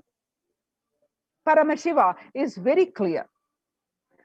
Focus on making your body alive, life alive. Mind is obsessive compulsive reaction. It is nothing but a bunch of unconscious reactions. Do not try to sympathize with the mind. Make your body and life alive. That is the only priority for all of you. I am talking to everyone who has the little love and sympathy for me. For all of you, take this as Guru Walk. Make your body consciously strong. Gym will build muscles, make you look very nice in the outside, but only yoga and Ayurvedic lifestyle will make your body conscious. Just see all over the world, all the gym being dead. Only yoga will make your internal organs strong and your ability to manifest consciousness strong. Let me give you the solution from Shiva to protect yourself from this whole pralaya, not just from corona. The amount of depression, mental suffering, the way the whole world is suffering, the kind of poverty happening, people losing their job, income, having insecurity, comforts being lost, so much, just make your life extremely strong. 3 years back, I said the Supreme Pontiff of Hinduism revealed in a SATSANG that in his own words, the Supreme Pontiff of Hinduism, 3 years back, I said, keep yourself alive for next 3 years. I have enough evidence that 3 years back, I trained the whole Kailasa, the devotees in their own homes, to Kailasa vasis inside the Sangha, physically and mentally, psychologically or consciously, for a quarantine lifestyle. For being active without getting mentally broken by being in one place, doing intense yoga, making the body and internal organs strong, taking bay leaf, neem juice, tulasi, haritaki, trifala churna, Ayurvedic lifestyle of less food and more energy, more activism. I only told it is for an important reason. Please wake up. Quarantine yourself, build your body. Don't bother about your business or any other profit or and anything else. This year, if you are alive, that is the greatest profit. Now, by implementing this successfully in Kailasa's de facto spiritual centers, by implementing the multi-layer quarantine and implementing various measures of Ayurveda, Siddha, and various quarantine measures, the Supreme Pontiff of Hinduism successfully implemented in his spiritual embassies the protect people from the pandemic. This has been recognized by the United Nations. The news that you see in the slide that you're seeing on the Supreme Pontiff of Hinduism's page, which published this article. Few hours back, the United Nations recognizes the Kailasa's report on the COVID-19 and the multilateralism. You can see the images of the Facebook post by the Supreme Pontiff of Hinduism page, and you can see some more screenshot from this page of the Supreme Pontiff of Hinduism page. Now, let's understand the report. The report. United Nations recognizes Kailasa's report on the COVID-19 and multilateralism. Report published on the ohchr.org. You can see the link, and this you can get this link on the Supreme Pontiff of Hinduism's Facebook page and click on this link and read yourself. The report published that the globalization of disease has led the world to be only as resilient as the least resilient country and person, especially of highly contagious COVID-19, which has spread with scale and severity not seen since the Spanish flu. The variants of the virus, such as B.1.617.2, Delta plus, Epsilon, and Gamma, continue to threaten even those vaccinated. Secondary diseases such as the black funguses are targeting the COVID patients and killing almost 1 in 2% in such cases. Human life is more precious and important that all economic principles are systems in totally, because all these concepts are legitimate only because of their utility value, which is to fundamentally make human life better. At least until this ongoing crisis ends, all economic policies related to money, banking, fixing prices of commodities, etc., need to be revised to make sure no human being suffers from hunger or the absence of required medical care. For this purpose, Kailasa has presented a detailed report on effective solution for COVID-19 through multilateralism that was published by the United Nations. You can see the link here. You can also download the link on the Supreme Pontiff of Hinduism's Facebook page and download the link and read it here. I'm going to present the excerpt from that article published. COVID-19 and multilateralism, earlier reports by the UN, reports on the rights of indigenous women. And not only this article, there are 2 more articles published by the United Nations recently, 3 to 4 weeks ago. The earlier report, you can see the links here on the topics of reports on the rights of indigenous and women and girls. The link is projected here, and also second report on femicide.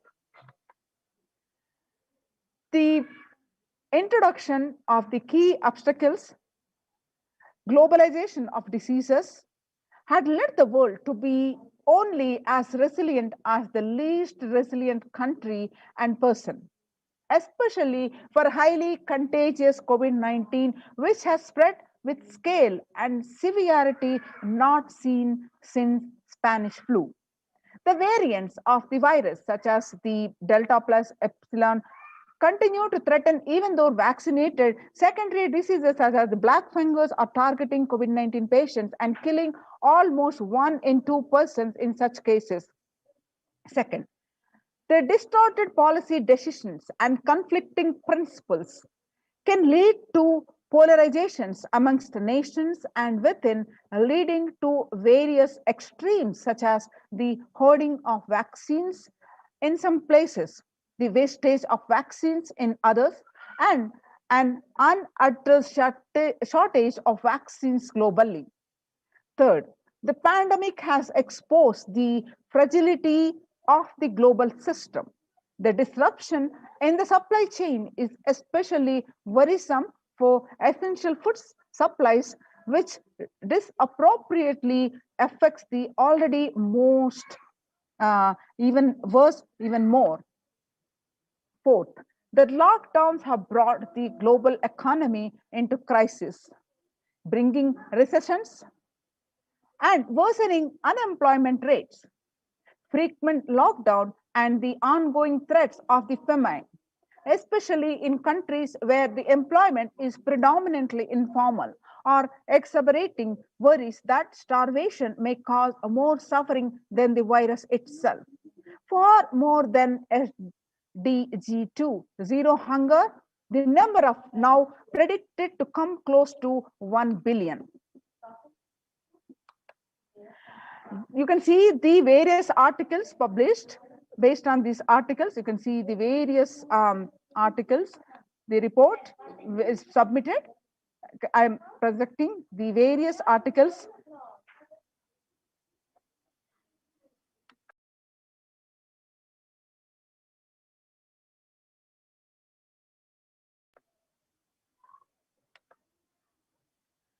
Now, the solutions. In the report, the solutions presented: the first, revised economic policies. Human life is more precious and important than all economic principles or systems in totality, because all these concepts are legitimate only because of their utility value, which is to fundamentally make human life better. At least until this ongoing crisis ends, all economic policies related to money, banking, fixing prices of commodities, etc., need to be revised to make sure no human being suffers from hunger or the absence of the required medical care. As per Hindu principles, the world, including the economy, evolves through the 5 phases. First, creation or growth. Second, sustenance or stagnation. Third, recession or revitalization. Fourth, reinvention. Fifth, breakthrough. As per the Hinduism, conventional economic growth is observed when best practices are applied diligently. However, during times of crisis, lead us to the 4th and 5th phases, wherein the need to reinvent and deliver a breakthrough becomes both a survival need and an opportunity to surpass any means and measures of conventional economic growth. Seventh, according to the Keynesians, increased public expenditure during the Great Depression of 1929 improved the economy. However, the government never completely gave up trying to balance the budget, which resulted in it not being enough to bring the economy out of recession until the Second World War. Similarly, the current crisis requires governments to temporarily discard trying to balance economic interests that compromise quarantine safety and put human life at risk, rather than reinvest their economic strategies and multilateral coordination for benefiting during the subsequent breakthrough period after the end of the crisis.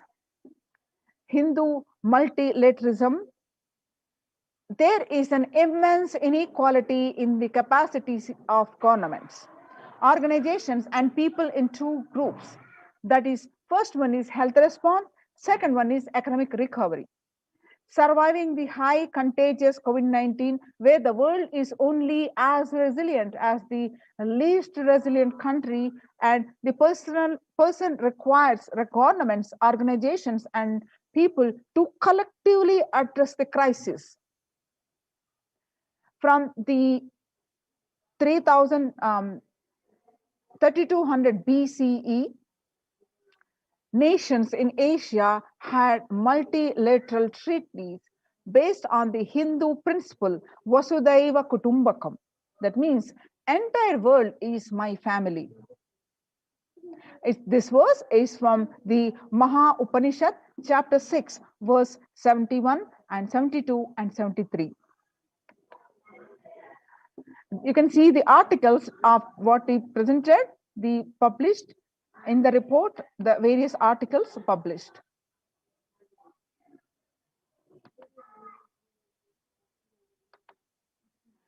The next is provide sustainable community livings with multi-layered quarantine. Home or self-quarantine is not a viable solution for a vast majority of people for either health safety, or economic reasons. In Assam, home quarantine has been reported to be a primary reason for a large number of deaths. In some places, governments have moved people out of home quarantine to COVID care centers. Other issues linked with quarantine, especially in small houses, are mental health problems, such as an increase in suicidal ideation, especially among the younger population. This requires friendly quarantine setups which are self-sustained and sufficient in terms of food stock and supplies, recreation, employment, education, etc. In India, the state governments have attempted to provide free and paid solutions which face various challenges related to hygiene, exorbitant pricing. Some facilities have seen challenges related to requests for private accommodation. Experimental townships such as the Auroville have demonstrated a fair amount of success in creating a friendly, safe, and compliant quarantine facility. However, solutions such as Auroville are not open to public. For 2 decades, the leader of the ASMT Hindu community, the Supreme Pontiff of Hinduism, Jagadguru Mahasannidhanam, His Divine Holiness Bhagwan Nithyananda Paramashivam, had been creating townships like Auroville across more than 100 cities in several countries. Most of these townships, such as the ASMT Monastery, India, Bangalore, have been opened to offer multi-layer quarantine as a free public service with free food and accommodation, free internet to work from home or monastery. The ASMT community has seen a fair amount of success in these townships with 0 reported cases of COVID infection in the past 2 years and has already saved many lives.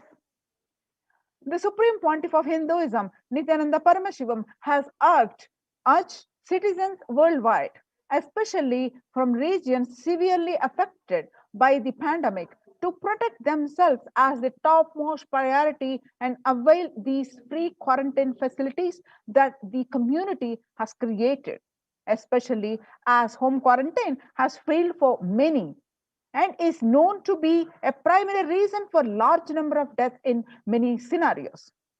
The Supreme Pontiff of Hinduism, Nithyananda Paramashivam, has emphasized the need and urged the government worldwide to provide food, safety, medical care, shelter, and all survival needs to all human beings under their care, with absolute multi-layer quarantine until coronavirus is eliminated from the planet Earth, including all different strains of the virus.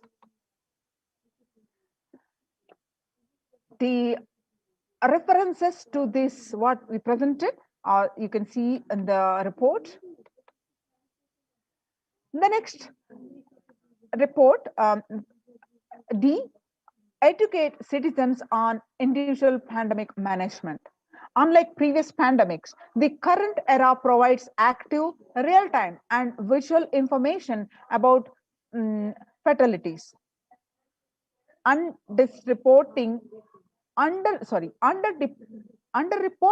of this data may give false hope and make people reckless.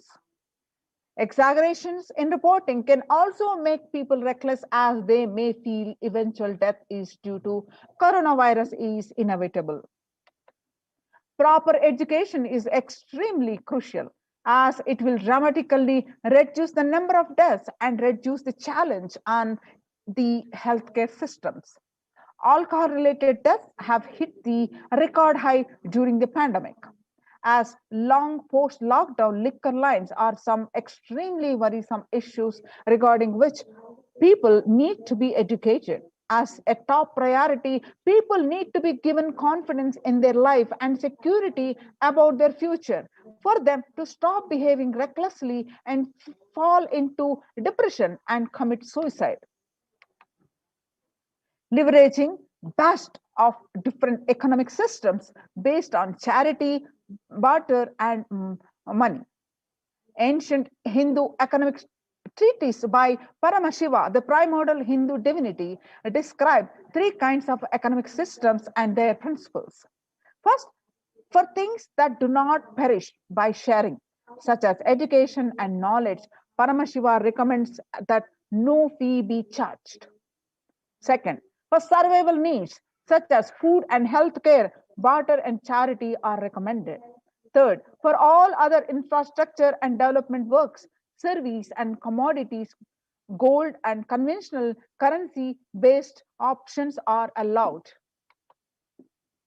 These systems are still in practice in the modern day, but grossly overlooked and not sufficiently studied with their close relation to mainstream economics.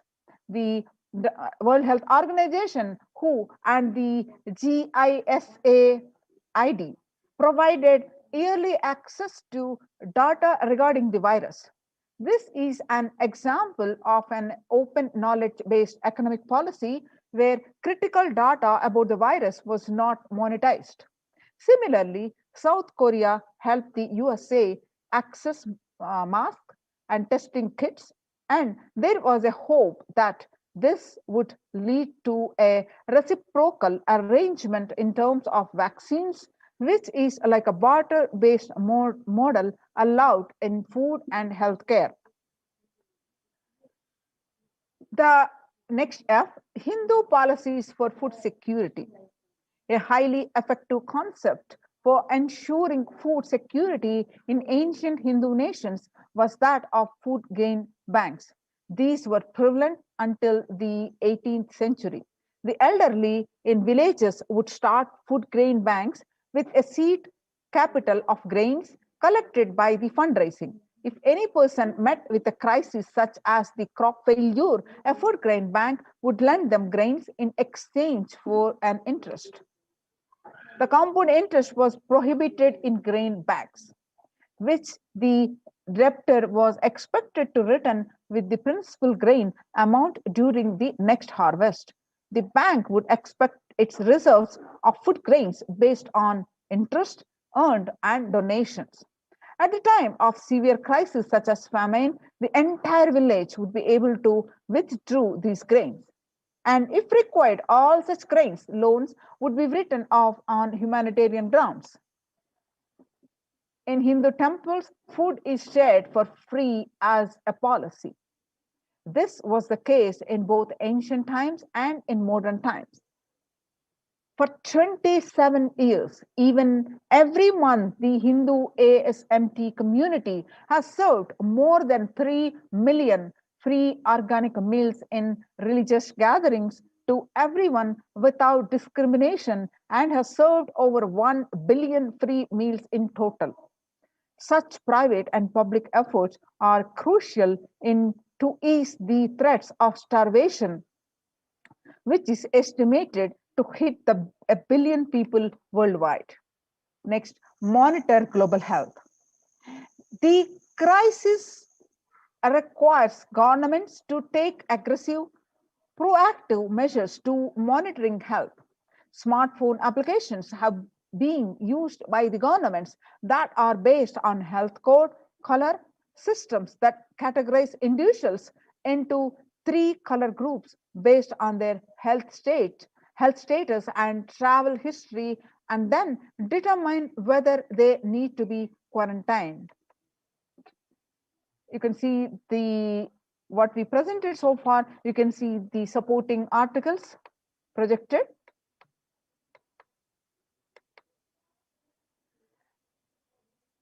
Though there were privacy related concerns associated with these approaches, some of these measures, such as agile daily reporting systems for accounting of newly suspected, diagnosed asymptomatic cases, number of deaths, and generating area-wide statistics, have played an important role in proactively responding to curb the spread of the disease and are being considered for implementation by various countries.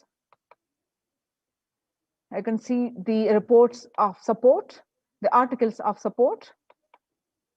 Next is traditional medicine. In Hinduism, nature and plants, planet Earth, are respected as the living divine mother energies capable of providing us with all our survival needs, food, medicines, etc. Through the traditional medicines such as TCM and Ayurveda are effective in addressing COVID-related issues, and a few years ago, Nobel Prize was awarded for scientific work based on traditional medicine.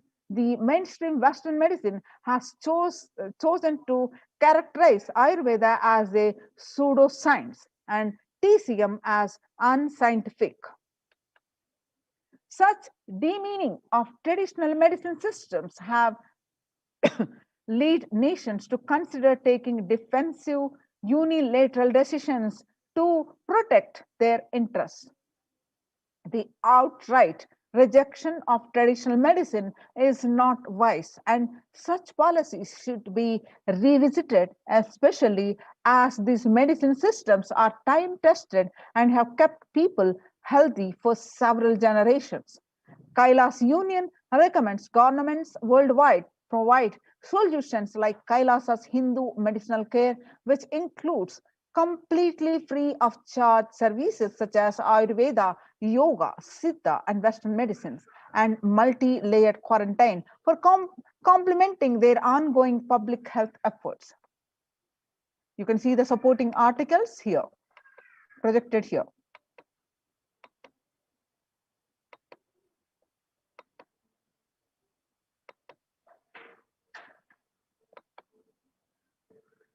Now, we have seen the detailed report of the report published in the United Nations. Now, let us see how practically, successfully, the Supreme Pontiff of Hinduism is implementing some of these things we will be seeing in this next part of the segment. As we have seen, the reports say that spirituality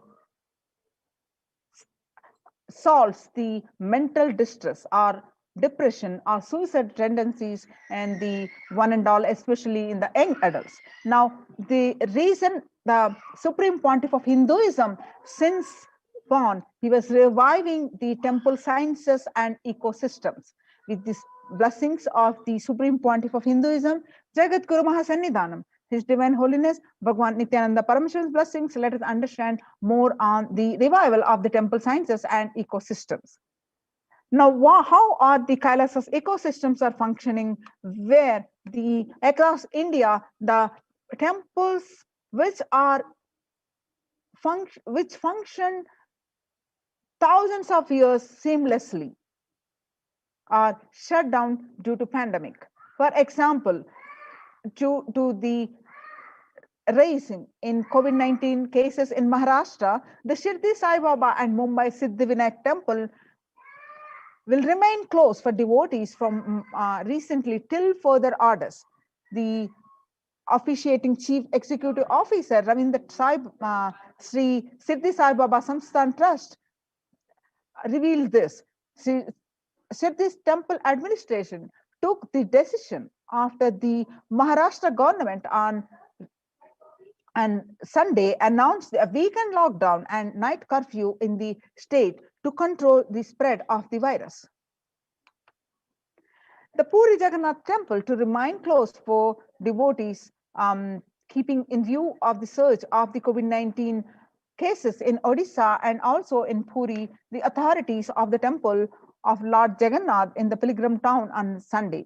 The famous temple is closed for devotees since May 5th, as a statewide lockdown was imposed by the Odisha government. Not only this famous temple, but all the religious places closed for public in Bhubaneswar, as the city records the highest daily COVID surge. With the Odisha capital Bhubaneswar registering the highest ever single day spike of 581 new COVID-19 cases, the local municipal authorities recently declared the closure of all religious places like temples, mosques, gurudwaras, and churches for the devotees from Wednesday till further orders. In Uttar Pradesh, the major Maharashtra temples ban entry of devotees amidst the COVID-19 surge. Two major temples of the Sapta Devalaya, the cluster of 7 temples, and Vrindavan on Sunday banned the entry of the devotees in view of the rising COVID-19 cases. On the other side, the Gujarat Somnath temple is closed for darshan amidst the COVID-19 surge.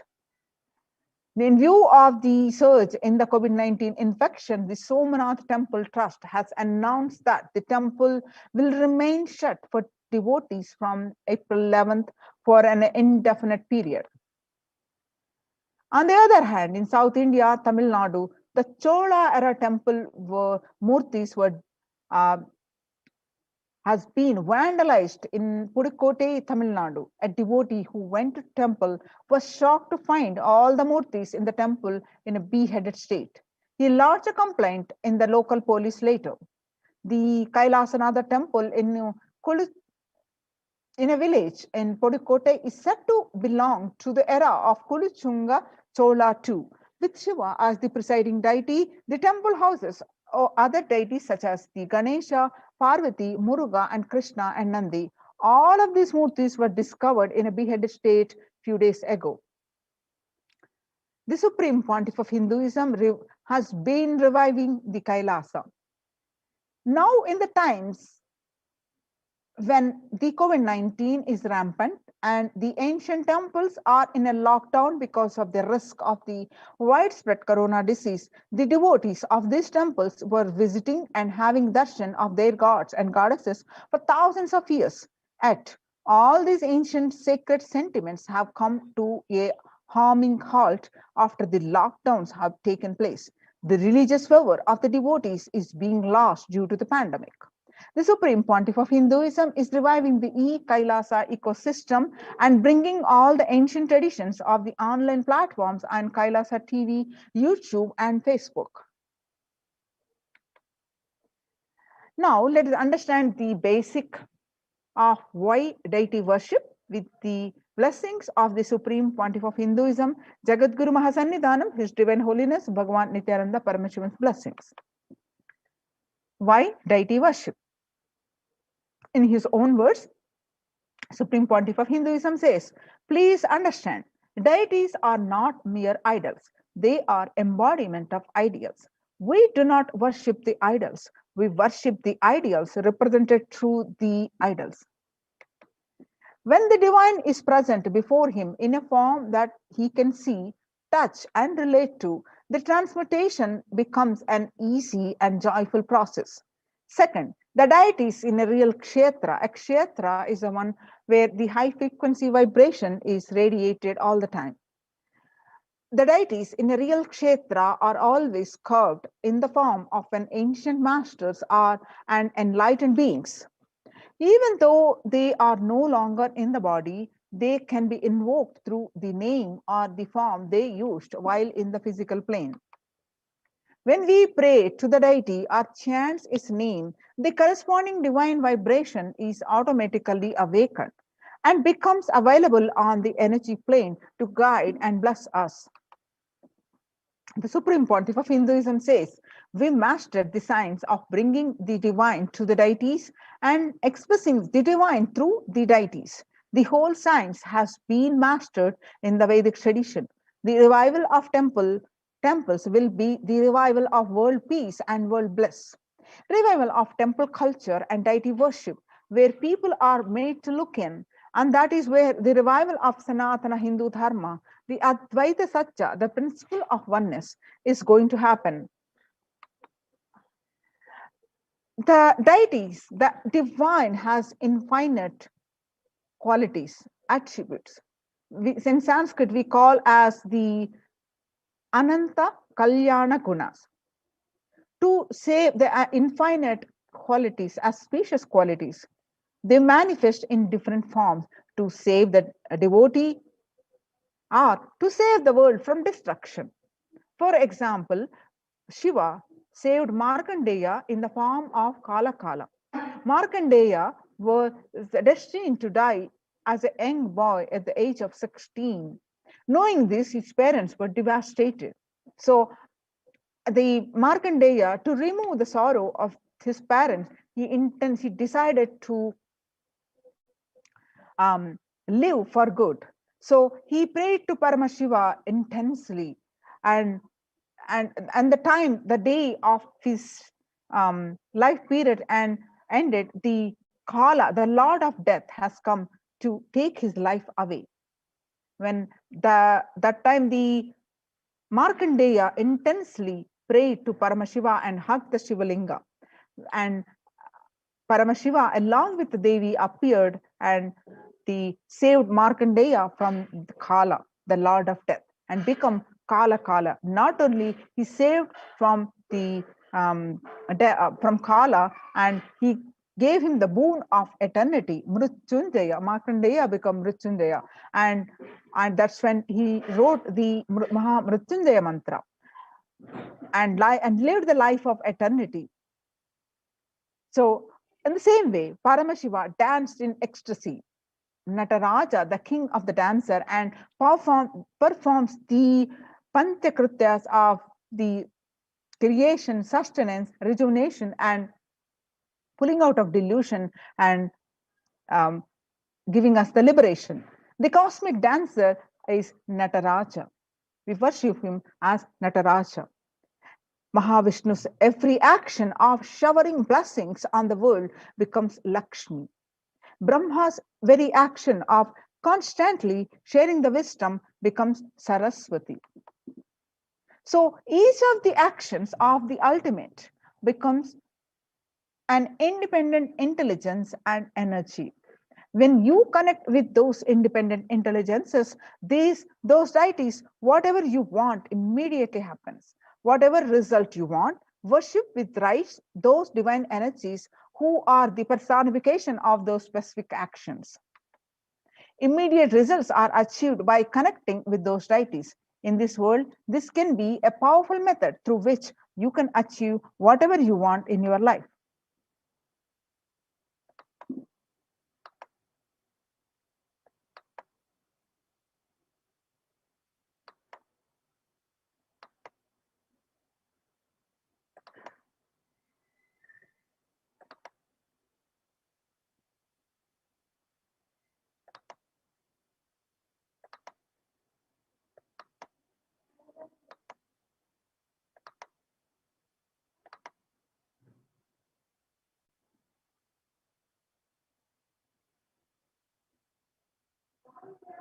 Now, let us understand more of the Kailasa's de facto spiritual embassies, having understood now that how the Supreme Pontiff of Hinduism reviving the Kailasa's de facto spiritual centers and the temple ecosystems. Now, let us understand the more of these Kailasas, de facto spiritual embassies, COVID care protection centers with the blessings of the Supreme Pontiff of Hinduism. So before that, let's understand the more of the statistics from the across the world, and what is the need for this Kailasa de facto embassies, which are successfully implemented by the Supreme Pontiff of Hinduism in the centers. So if you see the world statistics today, younger adults are more likely to report symptoms of anxiety and or depressive disorder during the COVID-19 pandemic. If you see the statistics, the ages from 18 to 24, the young adults are at the 56.2, and ages 25 to 49, 48.9, and ages 50 to 64, it is 39.1, and ages 65, it is 29.3.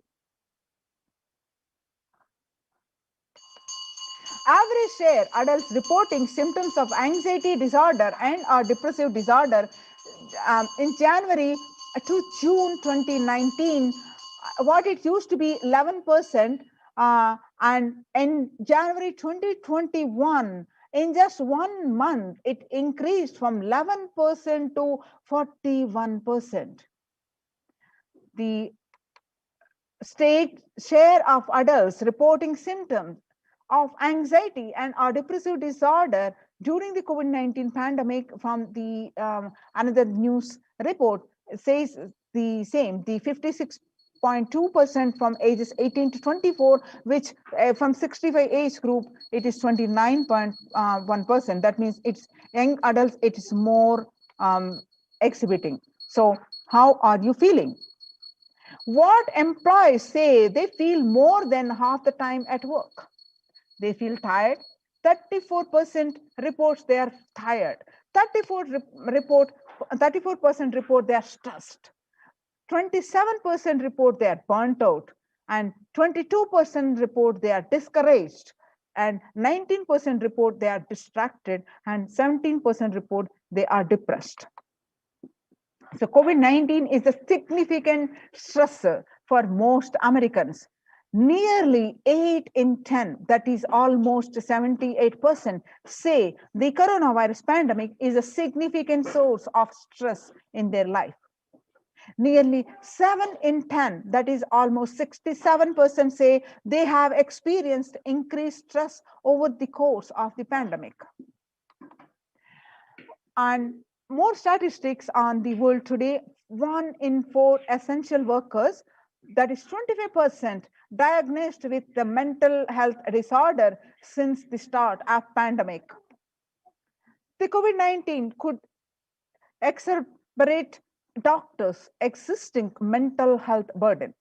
More than 60,000 US healthcare workers have contracted COVID-19 and 300 have died. On the health workers who treated patients during the China's COVID-19 outbreak, 50% showed signs of depression and 45% showed signs of anxiety, according to the preliminary research. An estimated 300 to 400 physicians die by suicide every year.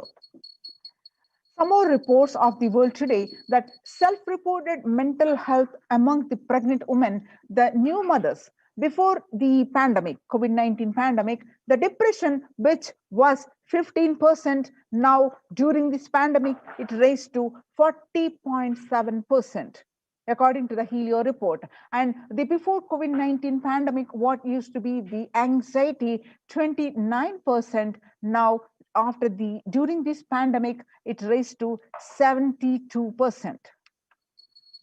The US cases of depression have tripled during the COVID-19 pandemic.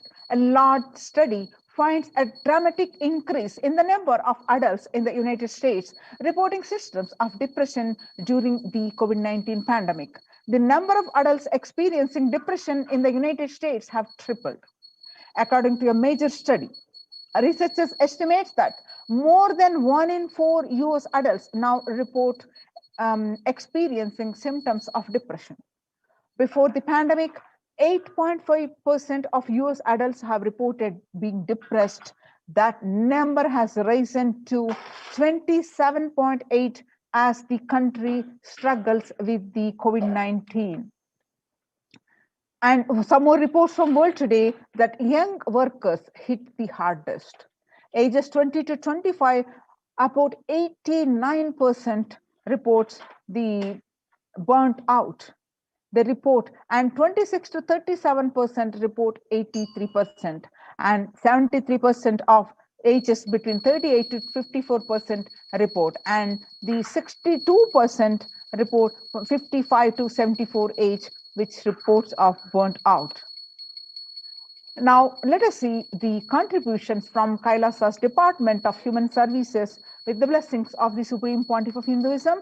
Let's understand the Kailasa Department of Enlightened Civilization present, and Kailasa Department of Religion and Worship, and Department of Human Services, and each of Kailasa's temple ecosystems consider the right of happiness to be the highest fundamental right of all human beings, in fact, all beings. The ultimate goal for Hinduism and Kailasa, led by the Supreme Pontiff of Hinduism, Jagadguru Mahasannidhanam, His Divine Holiness Bhagwan Nithyananda Paramashivam, is the material and spiritual well-being and prosperity of humanity. Kailasa is a place where the everything related to superconsciousness is revived. All the sampradayas, all the spiritual ecosystems created for enlightenment will be revived and established in such a way it never gets lost again. They are there forever serving the humanity. Now let us see how the Supreme Pontiff of Hinduism reviving tirelessly for 220 plus years, reviving the Kailasa's ecosystems. The picture that you're seeing is from the 21st October 2006. Following a meditation under the sacred banyan tree in Adi Kailasa, the peacekeepers of Kailasa, along with children and the Nithyananda Gurukul, celebrate the auspicious occasion of the Diwali. The Diwali is the traditional national celebration which is celebrated in the Adi Kailasa, Bidadi, Bangalore. Now you will see the pictures are from the Adi Kailasa Sarvajnapeetham, which are taken on the 22nd December 2018. The peacekeepers of Kailasa and the participants of the Paramashivoham meditation workshop take part in the celebrations of a traditional flock hoisting ceremony, which are taken at the Adi Kailasa Sarvajnapeetham. Now you are seeing the pictures way back in 2006 on 14th December. The Supreme Pontiff of himself conducting the Nithyananda Purana Convention, which is also called the Life Bliss Program Level 2. A meditation workshop is conducting at the Chennai, South India. And one more picture from 17th December 2006, the Supreme Pontiff of Hinduism himself conducting the Nithyananda Purana Convention, the Life Bliss Program Level 2 at St. Peter's Engineering College, Chennai, India, where you find the thousands of devotees are participating in this convention. The blissful pictures that you're seeing are where the peacekeepers of Kailasa and the Supreme Pontiff of Hinduism embark on a Himalayan Yatra, the traditional sacred pilgrimage to the Himalayan mountains and up to the river Ganga, Harshil. These pictures are taken on 26th May 2006. The picture that you're seeing where the Supreme Pontiff of Hinduism receiving and welcoming thousands of devotees on the procession at the temple ecosystem of Tirunamalai, which serves as the driving factor in maintaining the lifestyle of health, wealth, and well-being for the citizens of Tirunamalai. This is one of the remaining temple ecosystems in India. Now you're seeing the pictures of the from the Adi Kailasa, which is taken on 31st December 2018, where you find the peacekeepers of Kailasa and the participants of the Paramashivoham meditation workshop take part in morning meditation and traditional puja or ritualistic worship. Now you're seeing the pictures of the peacekeepers of Kailasa led by the Supreme Pontiff of Hinduism take part in Karaseva. Karaseva is the voluntary contribution of physical service towards the cleaning or construction of the sacred Hindu temple. At the Adi Kailasa Sarvajna Peetham, this picture is taken on 11th September 2016. Now you see the picture, the Kailasa's ecosystems around the world. You can see the de facto Kailasa's embassies across the world, across the continents. Now you're seeing the pictures where you find the Supreme Pontiff of Hinduism along with his guru, the Mataji Vibhudananda Puri, which is traditionally handed over the Kailasa in Tirunamalai, the passed down to the hands of the Mataji Vibhudananda Puri, traditionally passed on to the hands of the Supreme Pontiff of Hinduism. And the rightmost picture that you see taken on 2017, the first picture taken on 1994, and the second picture is taken on in the year 2017. Kailasa in Tirunamalai receiving the visitors and delegates for the Kalpataru meditation workshop and Shivadiksha. The pictures that you are seeing now are taken on 11th March 2017. Kailasa in Tirunamalai, the thousands arrived to celebrate the enlightenment ecosystem and to traditionally meet the Supreme Pontiff of Hinduism, Jagadguru Mahasannidhanam, His Divine Holiness Bhagwan Nithyananda Paramashivam. Now, you're seeing the pictures are from the Kailasa in Los Angeles, California. As a 25,000 square foot temple complex housing over 80 plus deities. It is one of the largest Hindu temple ecosystems in the West and is the headquarters of the Western Hemisphere. Now you're seeing the pictures are from the Kailasa in Columbus, Ohio. The first temple established by the Supreme Pontiff of Hinduism outside of India. The temple physically came to life in just 9 months. The chief presiding deity of the temple are Sri Nithyanandeshwara Paramashiva and Nithyanandeshwari Paramashakti. The deities are 7 feet tall granite and weighing 6 tons, and their divine faces have been directly hand-carved by the Supreme Pontiff of Hinduism. Now you are seeing the pictures are from Kailasa in Seattle, Washington, housing the blissful dancing form of Ganesha, the largest living Nataraja deity outside of India. The Kailasa in Seattle is also known as the Chidambaram of the West. Chidambaram temple, the ancient Hindu temple where Paramashiva resides as Nataraja, the cosmic dancer and expression of the Akasha or space. The Nataraja also been revealed to be the center of the Earth's magnetic equator. Now you're seeing the pictures are from Kailasa in San Jose, California.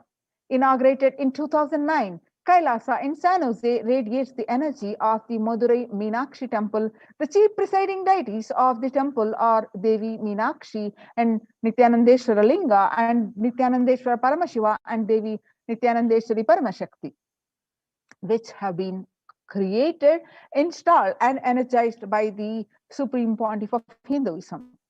The Meenakshi Amman temple is a home to Devi Meenakshi and the divine cosmic mother and the consort of Lord Sundareshwara, the most blissful form of the Lord Shiva.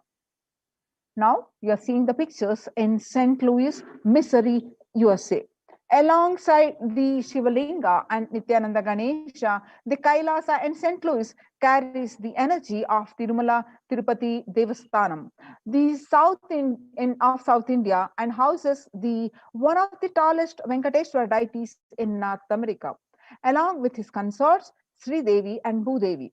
The beautiful landscape nestled among the woods and the rolling hills of Missouri stretches for 20 acres. Tirumala Tirupati is one of the most beloved of Lord Vishnu, whose temple is the most visited of any religion in the world. Now you're seeing the pictures are from Kailasa in Houston, Texas. Formally inaugurated in 2017, the Supreme Pontiff of Hinduism has declared the Kailasa in Houston as the Parihara Sthala for all the Navagraha doshas. Navagrahas, which will all the ill effects of the 9 celestial bodies are removed. Parihara is the celestial ill effects of the 9 celestial bodies are removed. The Navagraha means the 9 celestial planets, which makes the horoscope for every individual being, which held responsible for all our deeds, what we do good or bad, we are bound to experience the results of that. So, but in a course of time, if one decides to repent, one decides to go in the right path, the path of the divine, then Navagrahas, the effect will be rectified. That Parihara Sthala, the Houston temple, is Supreme Pontiff of Hinduism, bless the Houston temple as the Parihara Sthala. Now you're seeing the temple, Kailasa in Toronto, Canada, inaugurated on July 11th. Kailasa in Toronto is the only Hindu temple in the West, with all 63 Nayamanas and 18 Siddhas residing as deities. The temple deities here are seated exactly as they existentially preside in Kailasa around Paramashiva, the primordial Hindu deity. The Nayamanas, the 63 Nayamanas, are the most endearing, the notable saints of Hinduism, and the Siddhas are meaning the accomplished, perfected one. Now, some more pictures are from the Kailasa in Toronto, Canada, active and alive from 2011 onwards. Kailasa in Toronto has been blessed to radiate the super consciousness energy of Kailasa. The temple ecosystem goes to providing various temple services to the community, such as Annadan and traditional Hindu ceremonies. Now we will see the Department of the Enlightened Civilization presents, with the blessings of the Supreme Pontiff of Hinduism, how the participants of the Kailasa's de facto spiritual centers are protected, and their level of physical health, their level of mental health are being raised, and multi-layered quarantine ecosystems. So how the morning spiritual routine and the enlightened ecosystem looks like. Now let us see the revelations to the world by the Devi Parashakti on 12th May 2021. The Devi revealed that I came as Nija Avatar and I am blessing you. Listen, people, listen. To do good to all of you, I have taken the form of Nithyananda and came down as Nija Avatar. People of India, listen. Carefully listen. Time after time, Bharatam is Jnana Bhumi, where enlightened beings come. We cannot make Jnana Bhumi as infertile. Enlightened beings have to come. They have to live, it has to flower. Few hypocrites, because they are stuck in delusion, we cannot sacrifice the world. Cosmos cannot be destroyed. The ship I did to save the cosmos from being destroyed, that is called Adi Kailasa. The ship I did to protect beings from Pralaya is Adi Kailasa. Because of conspiracy of Drohis and enemies rule, the captain has to leave the ship. Before 12 years, knowing the great deluge that is going to happen, all Aushadas by this Guru Purnima, that Jnana Rasavadam, Navapashana is going to flower. Allow people to come and take dip in Navapashana flower. People, whoever comes and dip in by this Sarovar, they will not have death. They will not have corona. Crores and crores of people will come in line. Every day, they will take a dip in the Ananda Lingam. On 13th May 2021, Devi continued to reveal that, listen well to my words. For India, I made ship as protection, the Nithyananda Navapashana Lingam in Vaidyasarovar. Go to Adi Kailasa, O Indians, listen. All those regretting losing Nithyananda Nija Avatara without confusion and without talking just as a lip service, just go to Adi Kailasa. Scores of people will come there looking for health, Navapashana water feast and medicine, to get health and protection and enlightenment, to protect India from the great destruction. I, Parashakti, made this huge ship. Even if captain is not there, ship is there. when the first world countries closed their borders during a massive global emergency, Kailasa has opened its doors to all without exception. And we have seen in today's presentation, it is recognized by the efforts and the success of this efforts by the Supreme Pontiff of Hinduism. It is recognized by the United Nations. Now, let us understand the morning spiritual routines at this Kailasa's de facto spiritual centers. The morning spiritual routine is the fuel to reach Kailasa. Morning routine and the chemical changes it brings in you, and the healing it does in your system, and the biological rhythm it sets in your system, all of them are very important. It is an important fuel for you to experience the multiple dimensions of the universe.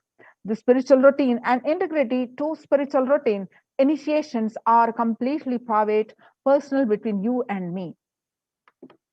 Members of Kailasa's Protective Prevention Multi-Layered Quarantine Initiative take part every day in the morning spiritual routine here in Adi Kailasa Sarvajna Peetham. The morning spiritual routine consists of the Nithyananda Yoga, Panchakriya, the Nitya Prataksha Pada Puja, and the Kashayam, the herbal drinks, and the Nitya Satsang.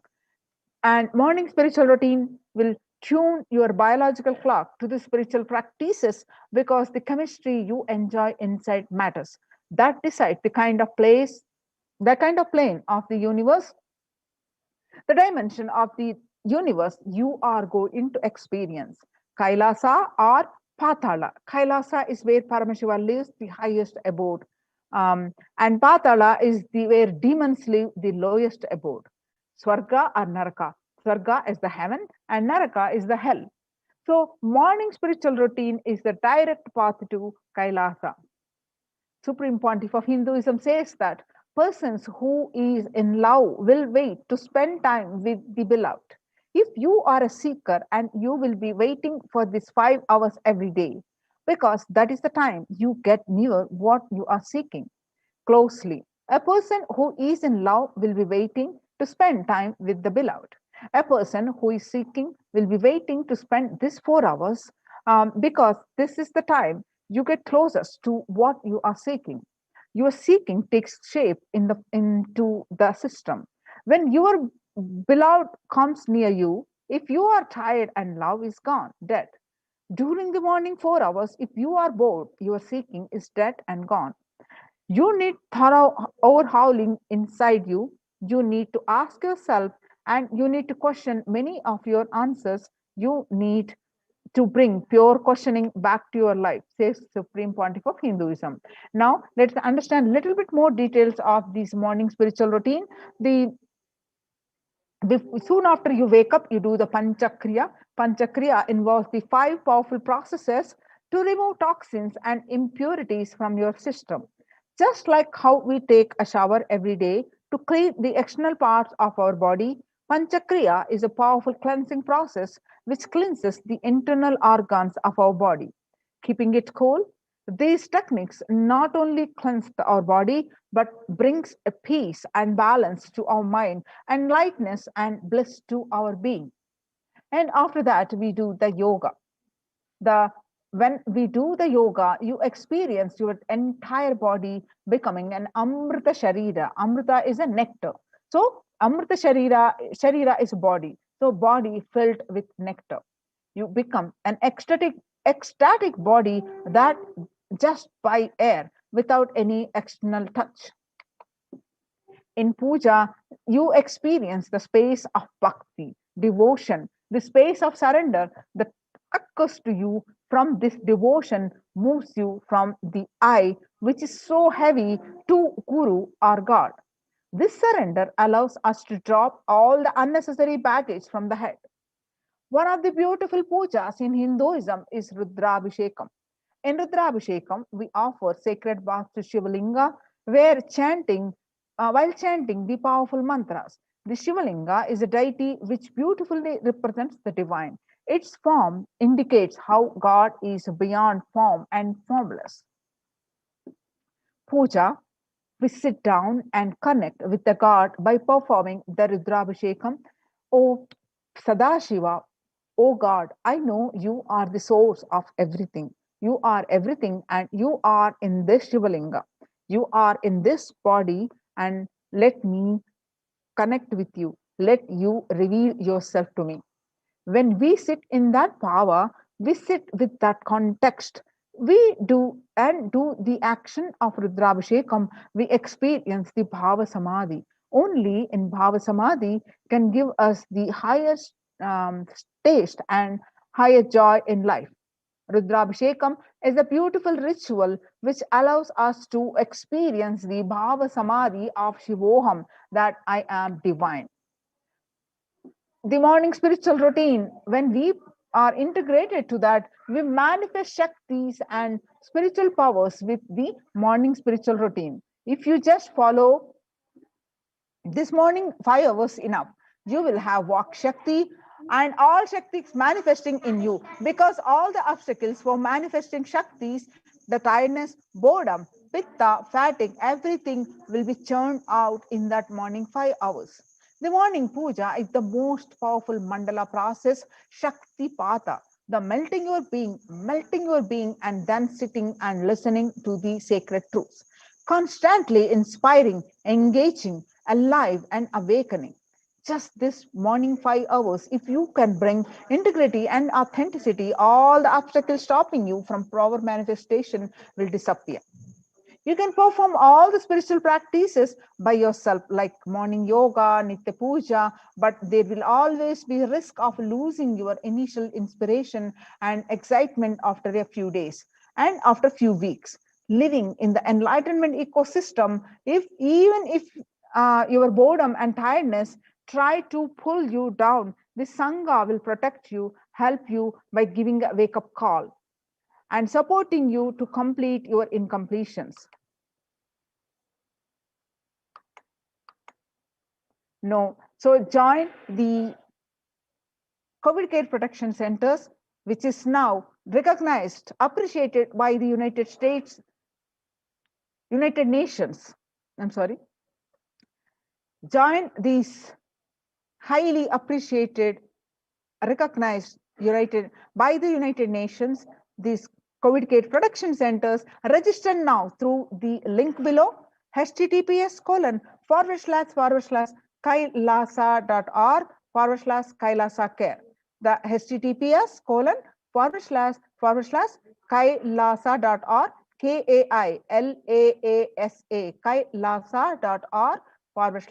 kailasa.org/Kailasa care, KAILASA, Kailasa care, CARE. So join now, and these COVID care protection centers, register now. So we'll be moving on to the next segment after a short break.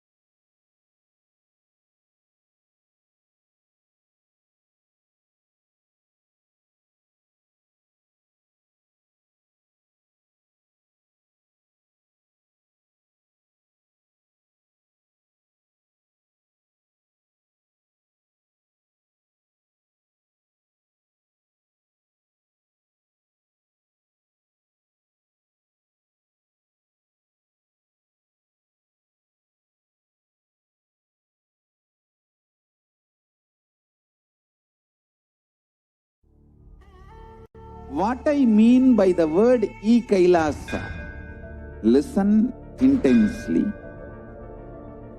Enlightenment ecosystem, literally enlightenment itself, in your own home, wherever you are. If you cannot come to Kailasa, it's okay. Kailasa can come to you. Kailasa coming to you is Kailasa.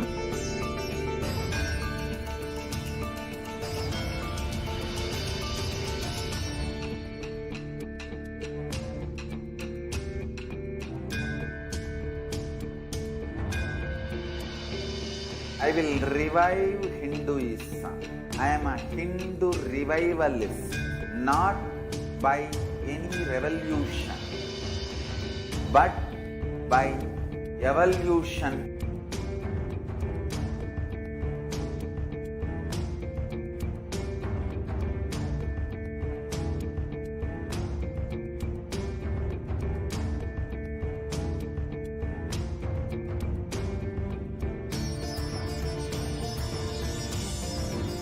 And setting model community.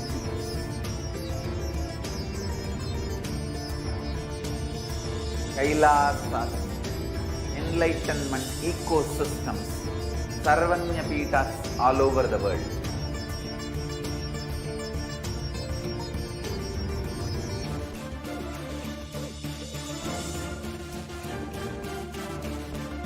All powerful cognition, knowledge, only when you live, power manifestation and possibilities manifestation happens. It's a fundamental truth.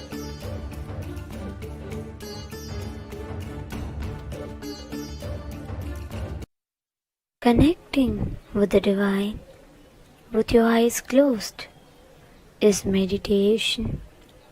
Connecting with the divine with your eyes open is darshan.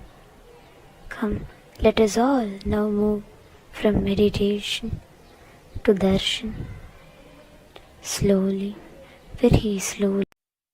Connecting with the divine with your eyes closed is meditation. Connecting with the divine with your eyes open is darshan. Come, let us all now move from meditation to darshan. Slowly, very slowly, please open your eyes.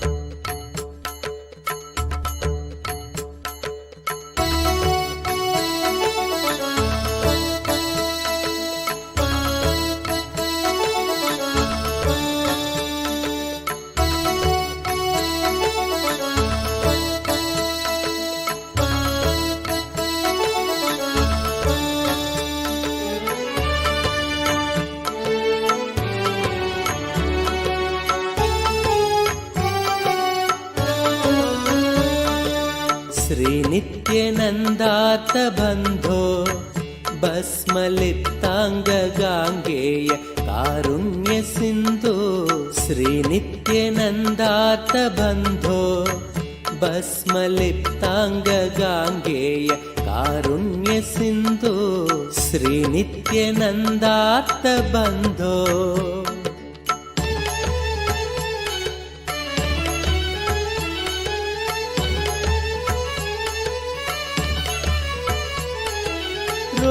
रुद्राक्षधारिन् नमस्ते रौद्ररोगं हरत्वं परारेर्गुरोर्मे रुद्राक्षधारिन् नमस्ते रौद्ररोगं हरत्वं परारेर्गुरोर्मे राकेन्दुवक्त्रं भवन्तं माररूपं कुमारं भजे कामपूरम् राकेन्दुवक्त्रं भवन्तं माररूपं कुमारं भजे कामपूरम् श्रीनित्यानन्दा नमस्ते गुरुनित्यानन्दा नमस्ते श्रीनित्यानन्दा नमस्ते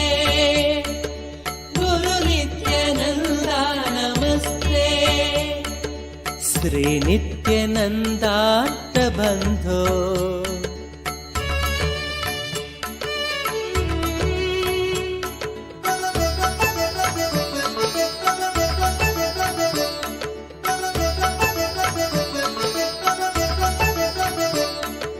मां पाहि रोगादघोरात् मङ्गलापाङ्गपादेन भङ्गात् स्वराणां मां पाहि रोगादघोरात् मङ्गलापाङ्गपादेन भङ्गात् स्वराणां कालाच्च दुष्पाककुलात् कालकालस्य सूनुं भजे क्रान्तसानुं कालाच्च दुष्पाककुलात् कालकालस्य सूनुं भजे क्रान्तसानुं श्रीनित्यानन्दा नमस्ते गुरुनित्यानन्दा नमस्ते श्रीनित्यानन्दा नमस्ते गुरुनित्यानन्दा नमस्ते श्रीनित्यानन्दार्थबन्धो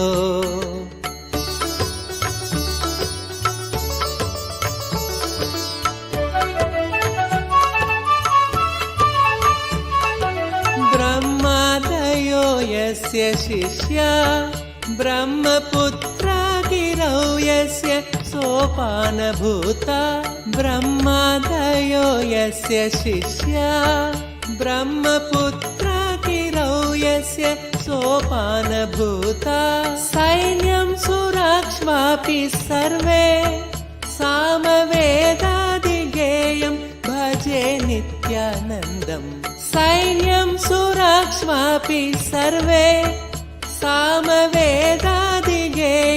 भजे नित्यानन्दम् श्रीनित्यानन्दा नमस्ते गुरुनित्यानन्दा नमस्ते श्रीनित्यानन्दा नमस्ते गुरुनित्यानन्दा नमस्ते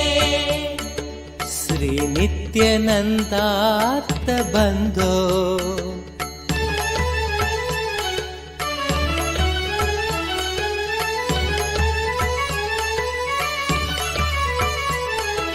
काषाय संवीतगात्रं कामरोगादिसंहारि भिक्षान्नपात्रं काषाय संवीतगात्रं कामरोगादिसंहारि भिक्षान्नपात्रं कारुण्यसम्पूर्णनेत्रं शक्तिहस्तं पवित्रं भजे नित्यानन्दम् कारुण्यसम्पूर्णनेत्रं शक्तिहस्तं पवित्रं भजे नित्यानन्दम् श्रीनित्यानन्दा नमस्ते गुरुनित्यानन्दा नमस्ते श्रीनित्यानन्दा नमस्ते गुरुनित्यानन्दा नमस्ते श्रीनित्यानन्दार्थबन्धो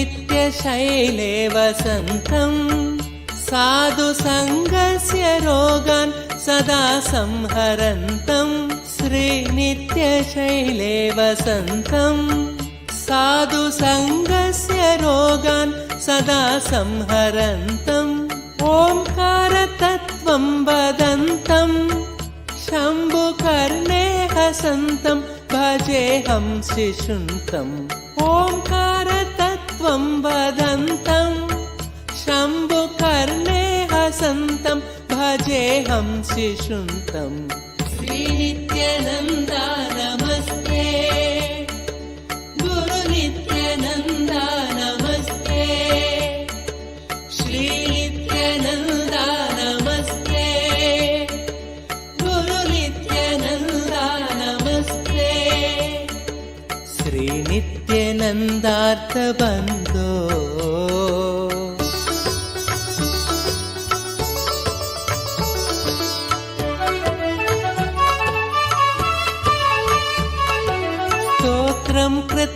चित्रचित्रम् दीक्षितानन्दरामेण सर्वार्थसिद्ध्यै स्तोत्रं कृतं चित्रचित्रम् दीक्षितानन्दरामेण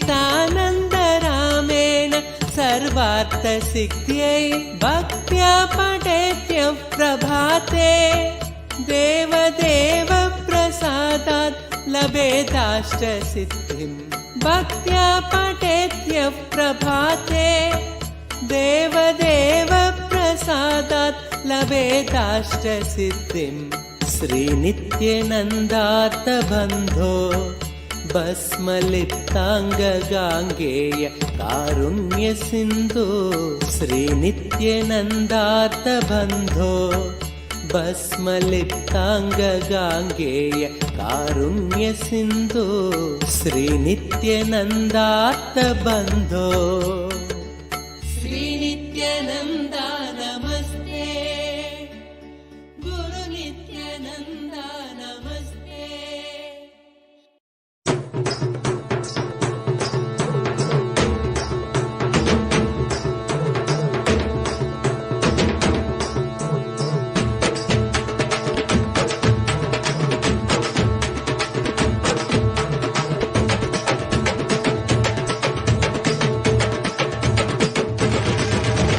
வெள்ளிமலை கைலை விட்டு நித்யானந்தனே தங்கமலை அருணை வந்தாய் நித்யானந்தனே வெள்ளிமலை கைலை விட்டு நித்யானந்தனே தங்கமலை அருணை வந்தாய் நித்யானந்தனே நித்யானந்தனே நீ பரபிரம்மானந்த ஞானி ஆனந்த அனுபவத்தை இங்கு அருள வந்த சாமி நித்யானந்தனே நீ பரபிரம்மானந்த ஞானி ஆனந்த அனுபவத்தை இங்கு அருள வந்த சாமி வெள்ளிமலை கைலை விட்டு நித்யானந்தனே தங்கமலை அருணை வந்தாய் நித்யானந்தனே வெள்ளிமலை கைலை விட்டு நித்யானந்தனே தங்கமலை அருணை வந்தாய் நித்யானந்தனே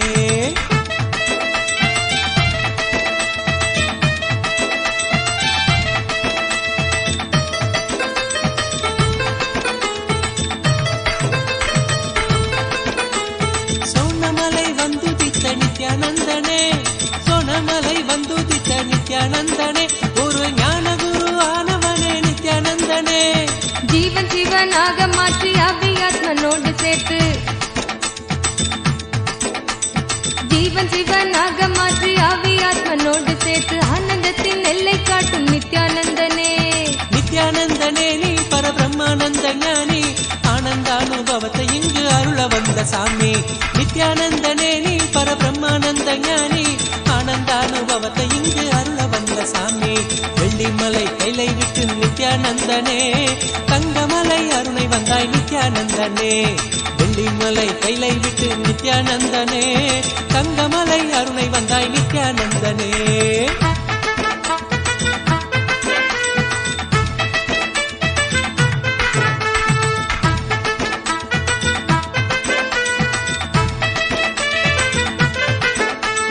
ஞானமெனும் ஆனந்த தீபம் ஏற்றியே ஞானமெனும் ஆனந்த தீபம் ஏற்றியே எங்கள் வாழ்வில் இன்ப ஜோதியான நித்யானந்தனே அகந்தையற்ற காம குரோதம் அனைத்தும் இங்கு மாய்ந்து போக அகந்தையற்ற காம குரோதம் அனைத்தும் இங்கு மாய்ந்து போக தியானந்தனை தானமாக தந்த தெய்வமே நித்யானந்தனே நீ பரபிரம்மானந்த ஞானி ஆனந்த அனுபவத்தை இங்கு அருள வந்த சாமி நித்யானந்தனே நீ பரபிரம்மானந்த ஞானி ஆனந்த அனுபவத்தை இங்கு அருள வந்த சாமி வெள்ளிமலை கைலை விட்டு நித்யானந்தனே தங்கமலை அருணை வந்தாய் நித்யானந்தனே வெள்ளிமலை கைலை விட்டு நித்யானந்தனே தங்கமலை அருணை வந்தாய் நித்யானந்தனே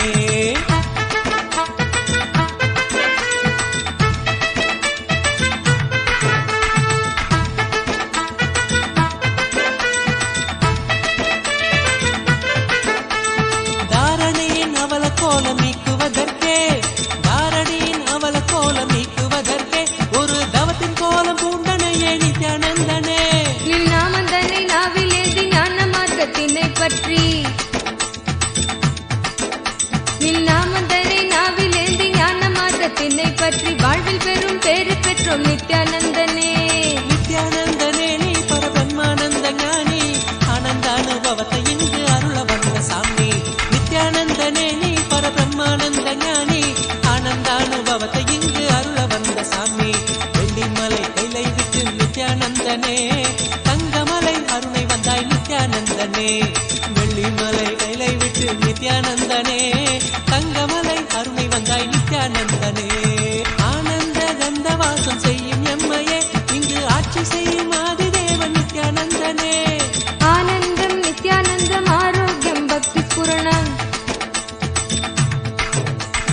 ஆனந்தம் நித்யானந்தம் ஆரோக்கியம் பக்தி ஸ்புரணத்தோடு தியான சிகிச்சை தந்த நித்யானந்தனே.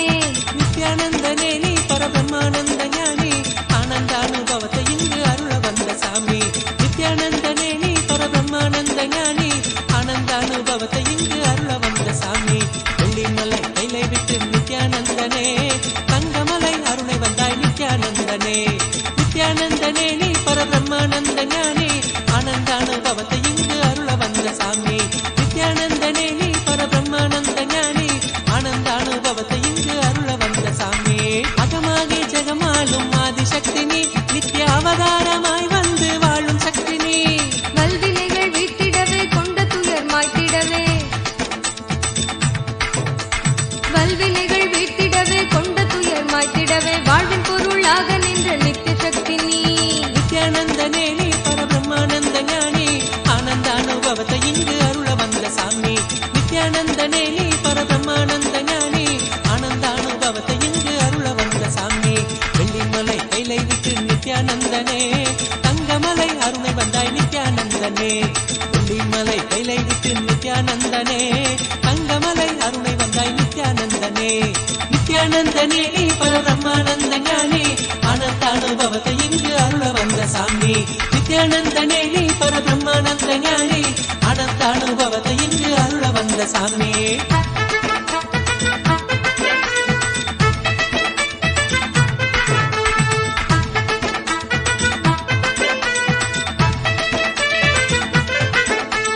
ஞானபீட தாரகையாம் நித்யானந்தனே எங்கள் வாழ்வில் சாரமானவனே நித்யானந்தனே. ஞான கருத்திலே திளைத்து வாழ்வில் பற்றுதல் கடக்க ஞான கருத்திலே திளைத்து வாழ்வில் பற்றுதல் கடக்க தாளினையே பற்றுகின்றோம் நித்யானந்தனே. நித்யானந்தனே நீ பரபிரம்மானந்த ஞானி ஆனந்தானுபவத்தை இங்கு அருள வந்த சாமி. நித்யானந்தனே நீ பரபிரம்மானந்த ஞானி ஆனந்தானுபவத்தை இங்கு அருள வந்த சாமி. வெள்ளிமலை கைலை விட்டு நித்யானந்தனே தங்கமலை அருணை வந்தாய் நித்யானந்தனே. வெள்ளிமலை கைலை விட்டு நித்யானந்தனே தங்கமலை அருணை வந்தாய் நித்யானந்தனே. நித்யானந்தனே நீ பரபிரம்மானந்த ஞானி ஆனந்தானுபவத்தை இங்கு அருள வந்த சாமி. நித்யானந்தனே நீ பரபிரம்மானந்த ஞானி ஆனந்தானுபவத்தை இங்கு அருள வந்த சாமி. ஆனந்தானுபவத்தை இங்கு அருள வந்த சாமி.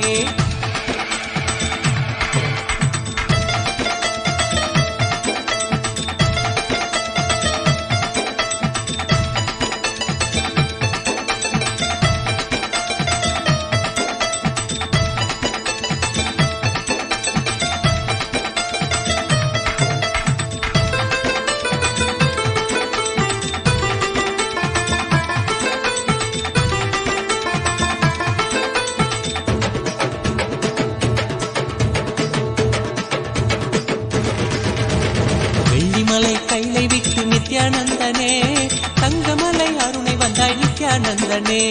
வெள்ளிமலை கைலை விட்டு நித்யானந்தனே தங்கமலை அருணை வந்தாய் நித்யானந்தனே. நித்யானந்தனே நீ பரபிரம்மானந்த ஞானி ஆனந்தானுபவத்தை இங்கு அருள வந்த சாமி. நித்யானந்தனே நீ பரபிரம்மானந்த ஞானி ஆனந்தானுபவத்தை இங்கு அருள வந்த சாமி. வெள்ளிமலை கைலை விட்டு நித்யானந்தனே தங்கமலை அருணை வந்தாய் நித்யானந்தனே. வெள்ளிமலை கைலை விட்டு நித்யானந்தனே தங்கமலை அருணை வந்தாய் நித்யானந்தனே.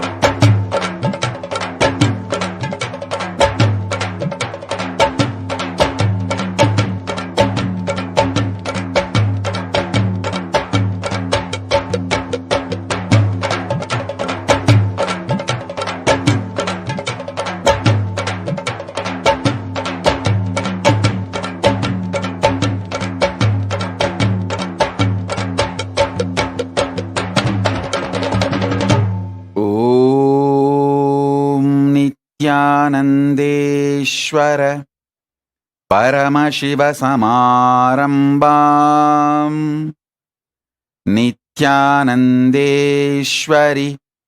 परमशक्तिमध्यमाम् अस्मदाचार्यपर्यन्ताम् वन्दे गुरुपरम्पराम्.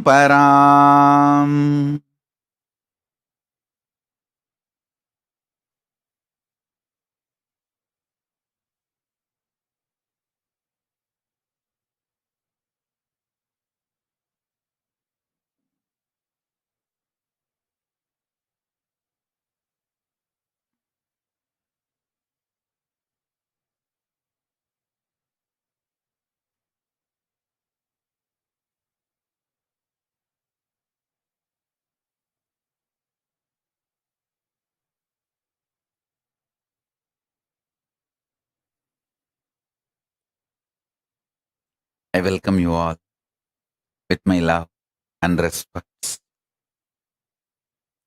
I welcome all the living, practicing Hindus, everyone sitting with us all over the world. I welcome all of you with my love and blessings.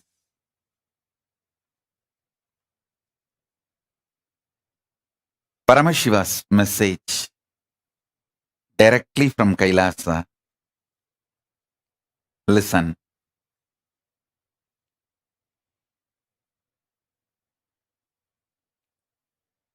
Conscious sovereignty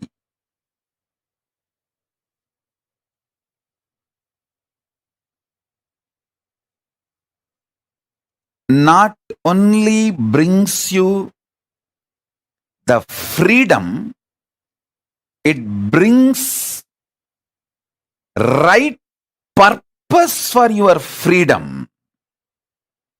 Not just health, right reason why you should be healthy. Not just wealth, right reason why you should be wealthy.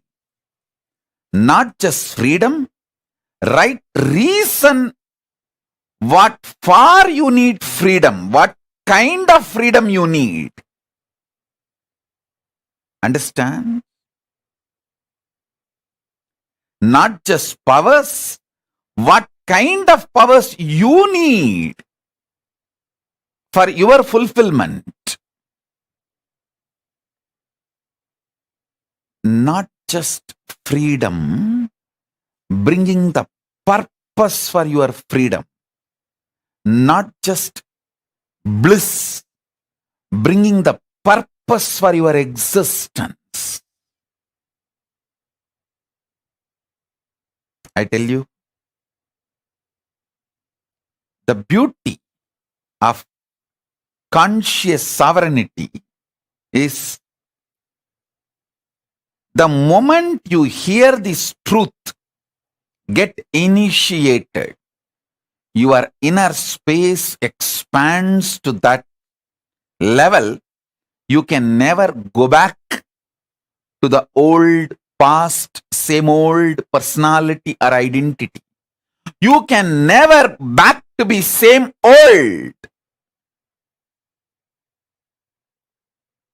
That is why that initiation is always called, Shakti Pada is always called, giving you second birth, rebirth. Initiated one who got the Shakti Pada is called Dvija, reborn. Because once you receive Shakti Pada, you can never go back to the same old existence, same old identity. Once in a while you can have mood swing, that's your freedom. But you can never go back to be the same person. Listen.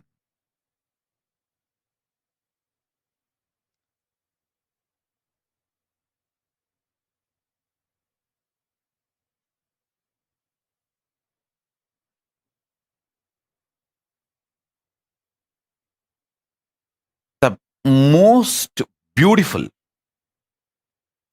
absolutely beautiful thing that can happen to life is constantly delete past. Constantly upgrade yourself. The more and more you get into a space where you cannot go back to your past, the more and more you will find higher way of existing. Higher form of existing. Listen. I have seen some of the most beautiful beings in my life. My own Guru, Arunagiri Yogeshwara himself. An extraordinarily beautiful and graceful. I have seen most graceful, beautiful beings in my life from all walks of life. My own Guru, Arunagiri Yogeshwara, Raghupati Yogi, Ram Surat Kumar,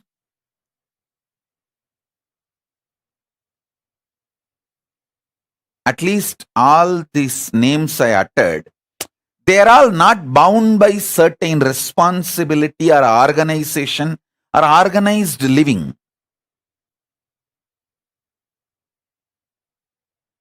But living inside the organization, very organized living, but very graceful beings I have seen. Srimad Swami Gautamananda ji. He is still alive. If you are in Chennai or Tamil Nadu, never miss having his darshan. He lives in Chennai, Mailapur, Ramakrishna Mat. Tiruchi Swami, Kailasa Ashram. Of course, Tiruchi Swami is not in the body. He has attained Jiva Samadhi.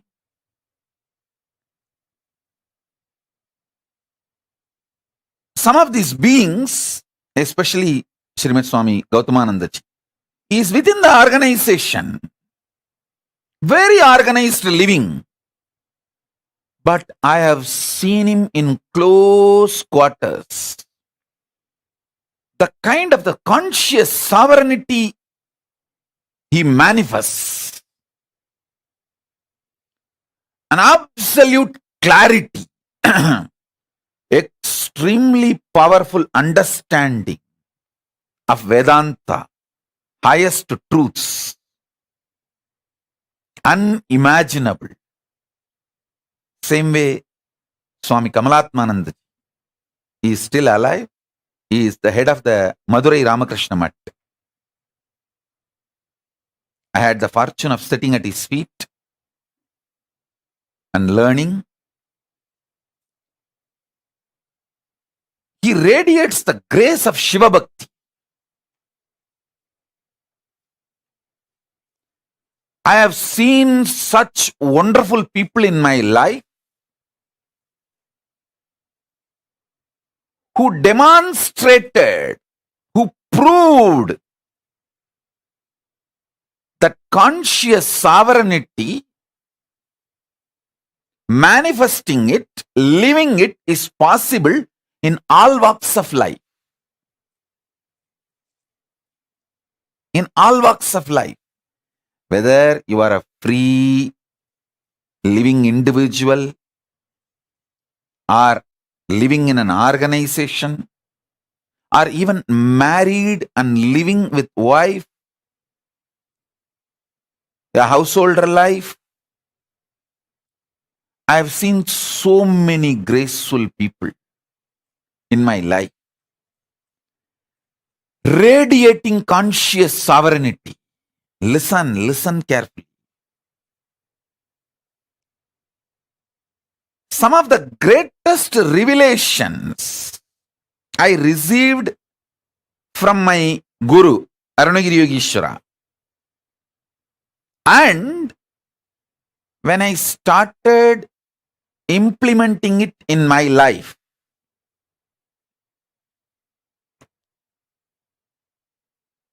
And when I started teaching, and when my disciples who are initiated by me, when they started implementing in their life, and when they came back and gave me the feedback, the right, wrong, good, bad, success, failure,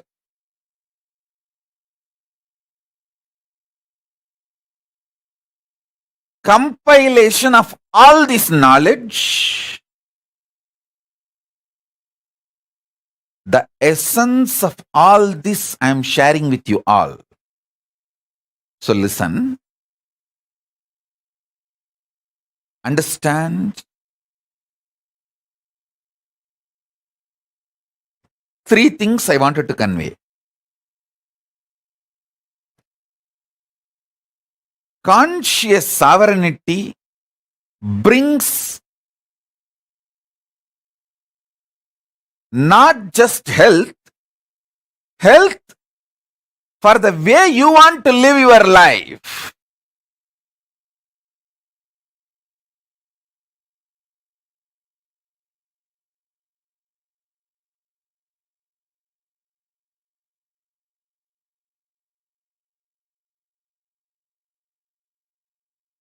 Conscious sovereignty not just brings freedom, it brings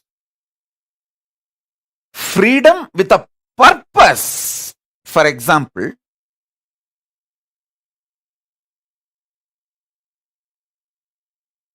when you are suffering with diabetes,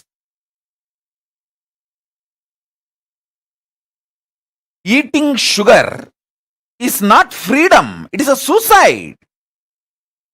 You can't say, oh, can't I even have a freedom to eat sugar?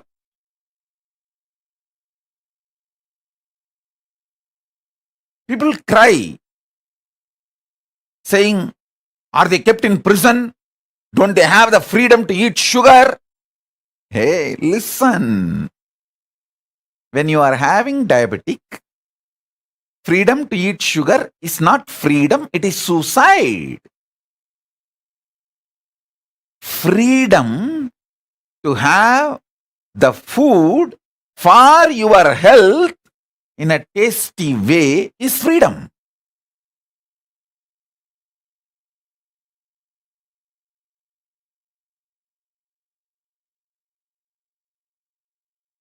Freedom to do what you want with the right purpose is freedom. See, realizing the right purpose of your life and having freedom to live it, progress towards it is freedom. I feel so happy when I see Soumya and her mother, both of them in the Hyderabad, when they come and religiously they will sit. Especially mother is elderly person, but even if she feels little sleepy, because now it's already 11 o'clock, late night in India. But I have never seen her missing the satsang. Actually, this is freedom.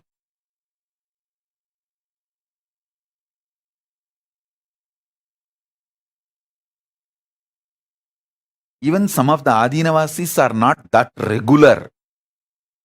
They try to crib, saying, oh, are we put in jail or what?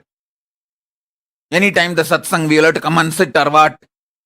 11 o'clock, are we not having freedom to sleep? Hey, when there is a satsang going on, if you have all the infrastructure and you are freed from all other work or responsibility to attend the satsang is the real freedom.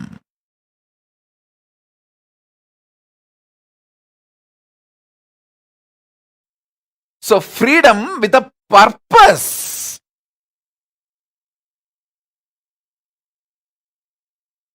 Understand? Freedom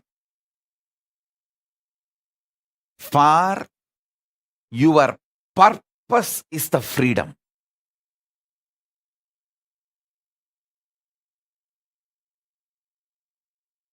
Health for your purpose is health.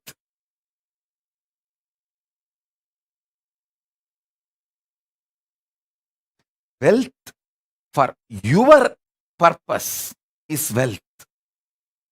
I tell you, last 3 years, studying many different ideas about economy and many different countries' economy policies, how it is geopolitical centered, how it is the ideology like a communism or socialism or capitalism centered, and how various countries function their economy. There are some countries which gives high interest for deposits. There are some countries which gives minus interest, means they take money from you to keep your money. So all kinds of economies I studied. I wanted to tell you all few things.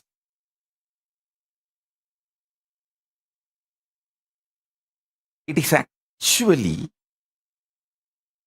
knowing your higher purpose, conscious sovereignty makes you really wealthy. I tell you, still planet Earth functions based on Varnashrama Dharma. Cosmos functions on Varnashrama Dharma. After studying so many countries' economical policies, how the economies are kept alive, to come up with a right economical policy closest to Vedagamas. See, I wanted to implement the Veda Agamas as it is, map it as it is. So the closest possible structure on which I can map, so I can fine-tune the whole thing to focus as Paramashiva wanted, the whole Vedagamic civilization. So I have spent huge resources, energy, time, ultimately Paramashiva's blessings and Samadhi and revelations he gives in Samadhi. With everything I thoroughly analyzed, I came to the realization, planet Earth runs based on Varnashrama Dharma. Wherever Vaishyas exist with their Vaishya Dharma, that nations become wealthy.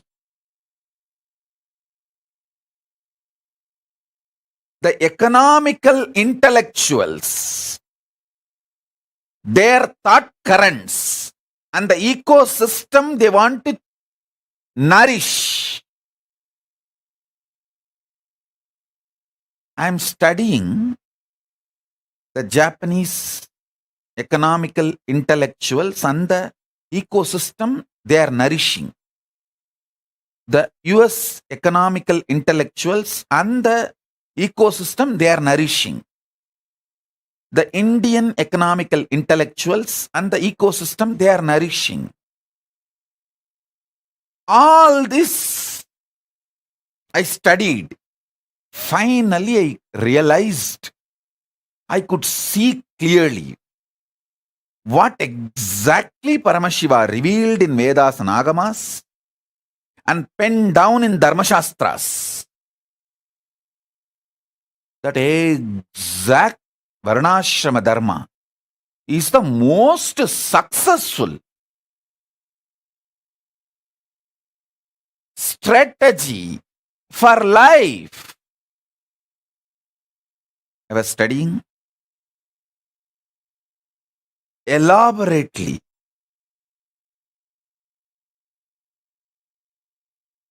I'll give you just understandings. This will be directly useful for your life.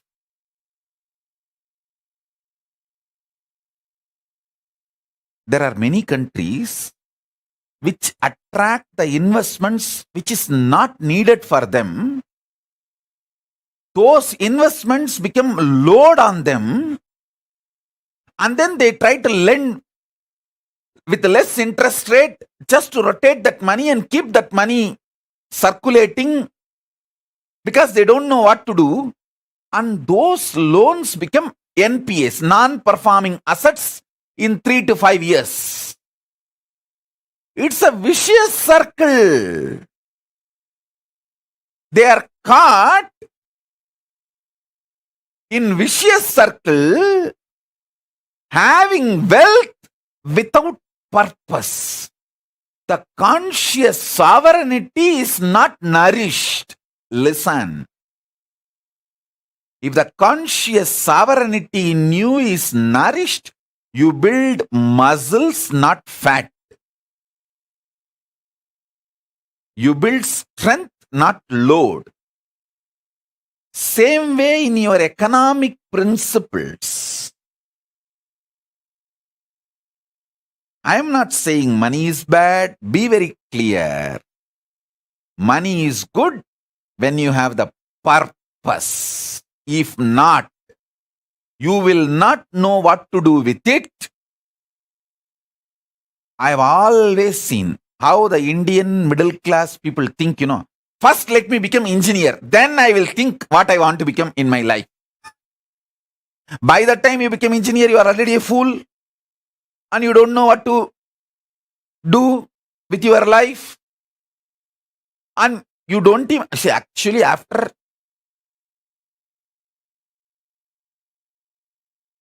completely dampening you with the dumbest ideas and all outdated machineries which can be seen only in museum. Only those machines you will see in your workshops when you study engineering. The great museum pieces. Only after all this is done, the certificate engineer is given to you.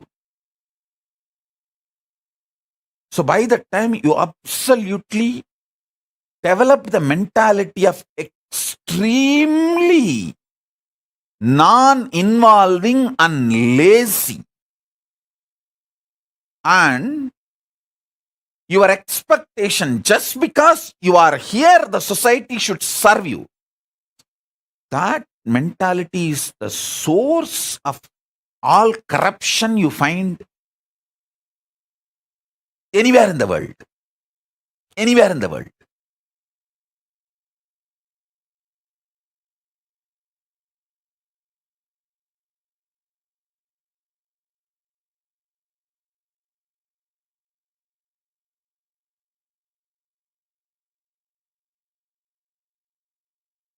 Listen carefully.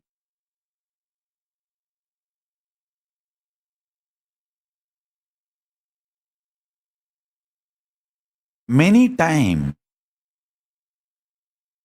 just like Indian middle class mind thinks, oh, let me become first engineer, then I'll think what I want to become, what I want to do in my life. Same way, you guys think, let me first just acquire money, then I'll do what I want to do with that money. No. First, have conscious sovereignty. The society has become such now, none of you are in poverty and none of you are going to die without food. The moment you found your basic needs, food, shelter, clothes, focus on conscious sovereignty, realizing the core purpose of your existence. That will tell you the purpose for which you want wealth. So when you start working for wealth itself, you will continue to fulfill the purpose. So your life itself will be a joy. Your path and goal will be one and the same. You will be enjoying the very path, not waiting for the goal to celebrate your life. The path itself becomes celebration. I tell you, person who made path itself as a celebration lives in eternal vacation. See, I live in eternal vacation.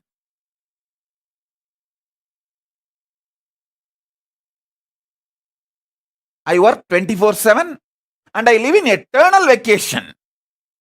I work actually 24/7 in multiple dimensions, multiple time zones, not just horizontal time zones, vertical time zones also.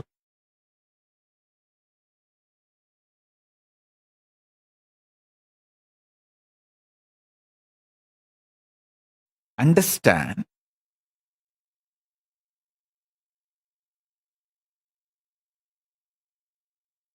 especially if you are young. When I say young, connected with me below 30. If you have connected with me below 30, you are eternally young. I will never let you age. I don't like getting aged.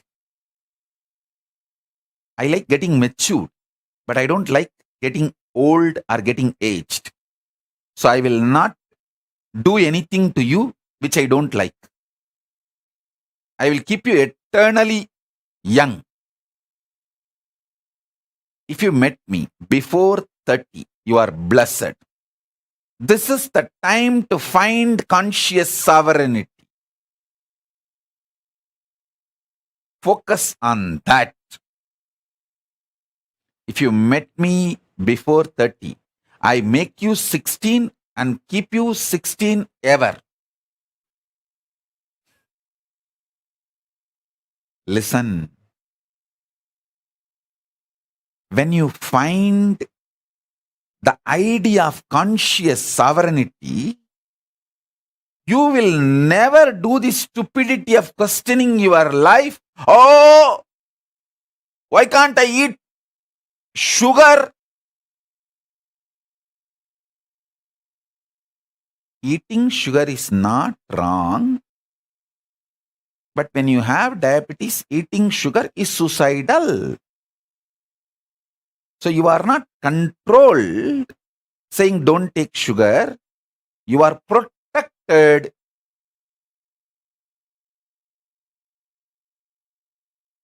With the understanding taking sugar is suicidal when you are diabetic.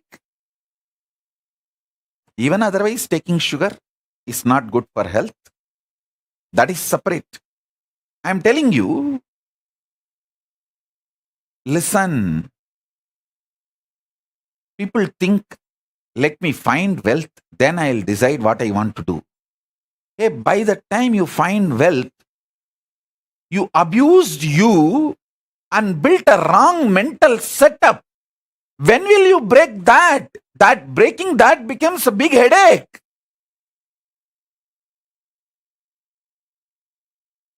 I tell you, with conscious sovereignty, if you find wealth, you will live in absolute aparigraha. I tell you. Listen, I have seen some of the most graceful beings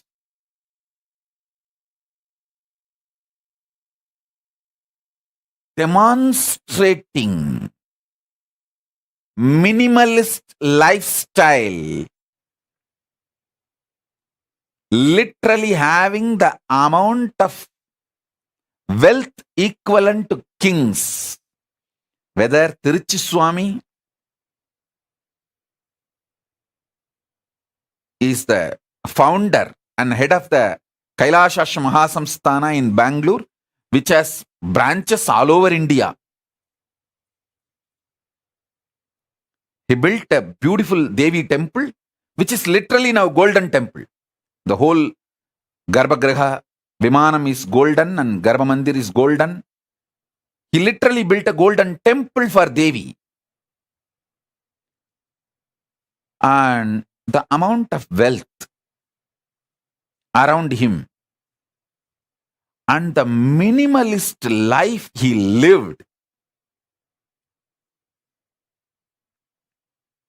he had everything, including golden throne, crown, jewels, everything.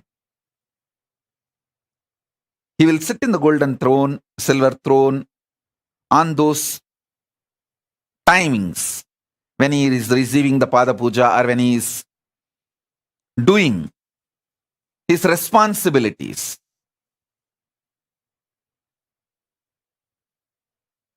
But in his personal life, he will not take one more extra betel leaf from his own garden. He will not waste one betel leaf from his own garden. And he will not get the third set of dress for his personal room. I asked him once, Swami, it is all for you. Why can't we have the few more sets of dress?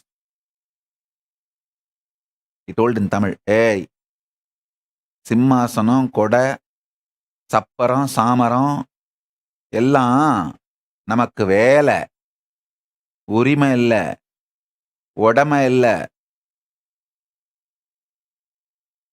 Means the palki, all the umbrella, paraphernalia, throne, all that is our job, responsibility.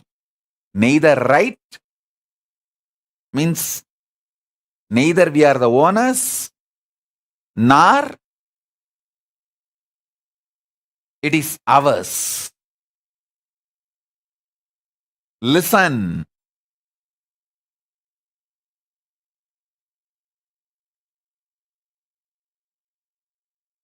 When you find conscious sovereignty, you will have the ultimate clarity about wealth. Why wealth? And you will accumulate it with the right mental setup. Wealth will never bind you. It will only be under you. It can never imbalance you or delude you. Make you behave, think unscientifically. Listen. Wealth is one of the drug. Can make you think irrationally and unscientifically. When the greed for wealth enters, you commit crimes which will not allow end of the day for you to enjoy the wealth, even if you acquire.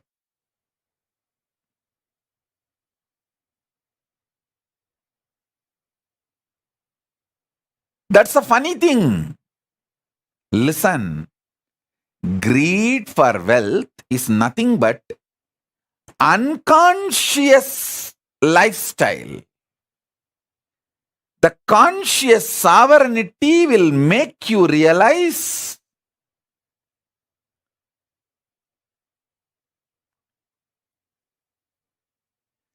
purpose of everything, purpose of health, purpose of wealth.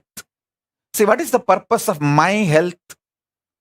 I should be able to sit in Padmasana for any number of hours I want to sit, and my brain should be fresh, alive, to download the Akashic records and radiate it, share it with you all. That's all is the purpose of my health.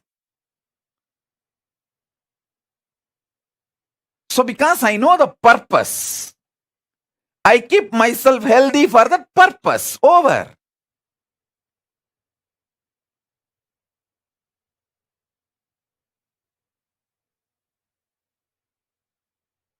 My purpose is my body should cooperate with me to be in samadhi continuously and sit and initiate people, teach people whenever I want to do. That's all.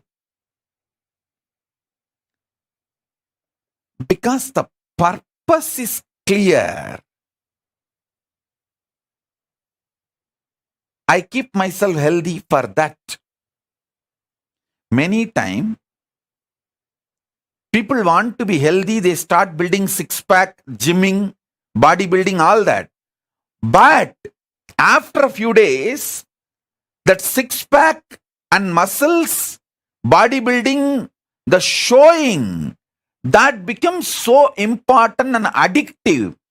People take the banned drugs, steroids to look and lose health. Please understand, there are many people who build body so unconsciously without knowing the purpose, they lose the body itself in the process of building the body. See how many bodybuilders die.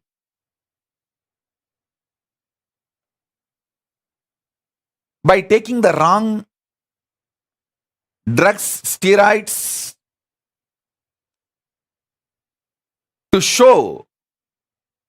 I tell you, same way, wealth. There are so many people unconsciously acquired wealth and don't know what to do. That load kills them. Our people around them exploit them, bind them, destroy their life, and life is lost. So in every level, conscious sovereignty is the first truth you should start experiencing. This should be your priority. Understand? Not just wealth, purpose of wealth. Not just health, purpose of health. Not just living unconsciously, purpose why you exist is the basic need for life. Listen.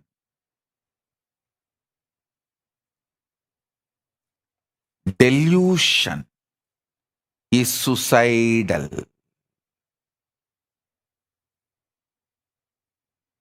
Delusion is suicidal. In every level, delusion is suicidal. I have seen people, the most graceful people,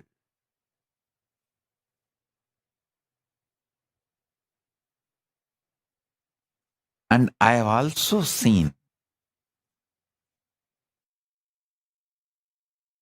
most stupid people. I have seen people not just talking something in the morning, talking something in the evening. Even in one conversation, the beginning they will talk some logic, and just in few statements they will completely opposite to the logic with which they started. I have seen sometimes people having one logic and talking for the other logic. I have seen that level loses. That kind of deluded people.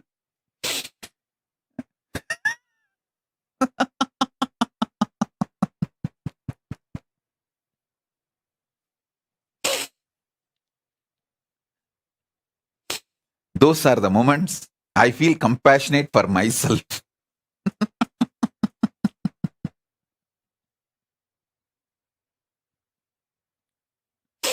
I feel really compassionate for myself.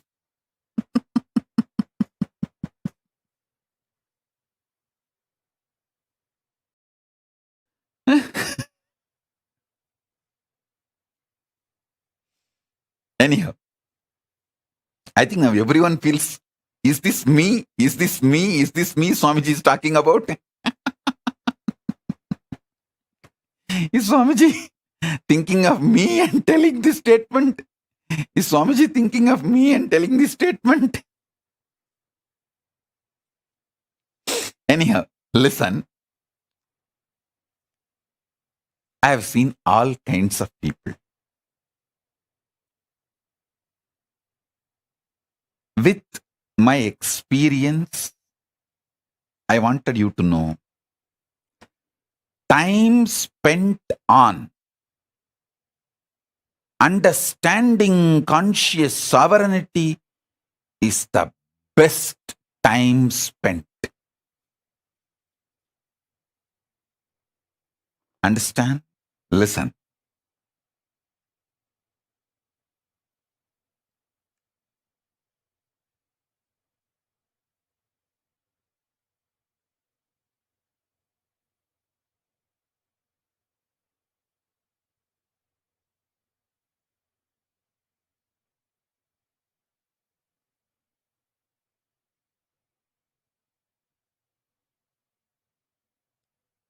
Even manifesting powers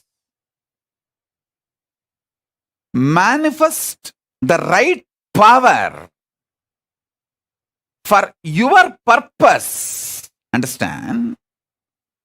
The purpose you want to exist.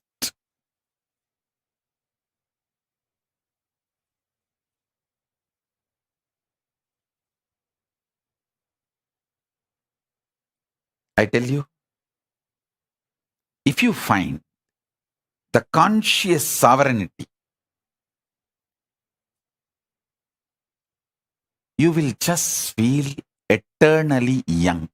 See, finding conscious sovereignty is not some difficult. You just need to know the larger purpose of your existence.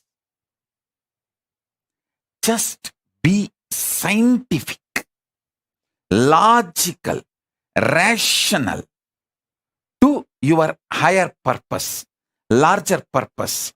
Stop the shitty idea of you have only one life. That is the biggest shit dumped on you. You have been brainwashed with unwashable shit called you have only one life. Drop that shit. Your consciousness, assuming bodies after bodies, till you achieve your absolute conscious sovereignty. These are fundamental cosmic truths.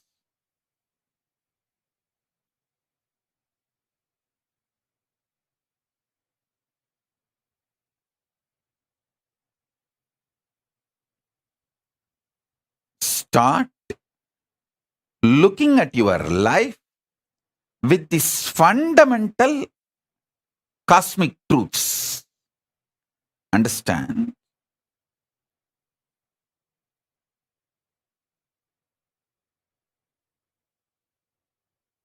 Stop associating yourself with the delusion or the impact of drug called delusion on your brain as you. See, the impact of the delusion drug on your brain forms a fog called mind. You associate yourself with that and make your life's decisions, which is absolute unscientific. Listen, absolute unscientific. Understand that. Just listen. Be scientifically scientific, logically logical, rationally rational. As I said just now, Tiruchi Swamigal or Swami Gautamanandaji, the wealth around them is much more than kings will have. But they lived such absolute minimalist lifestyle because they know the purpose of wealth. I learned exactly that from my gurus.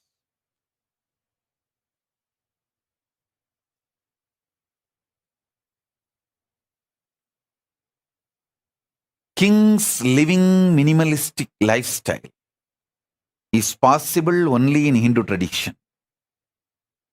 Because if you know the conscious sovereignty, you will know the minimalistic lifestyle is powerful. It's an absolute power.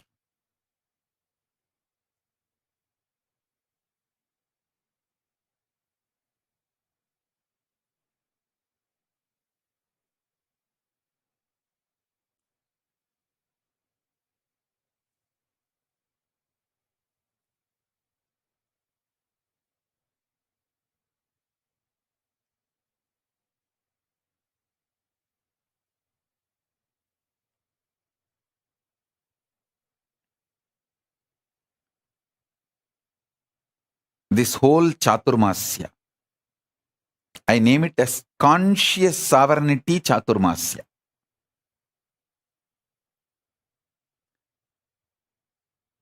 Manifesting powers through conscious sovereignty. See, manifest the right powers. There are many powers you may not need. That may just become load on you.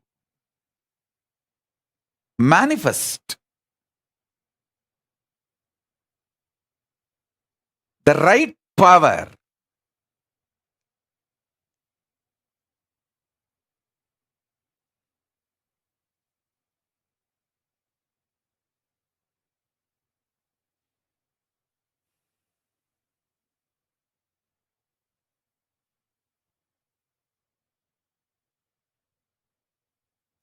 Especially manifest powers by breaking the prenatal patterns called karma and postnatal karma called patterns.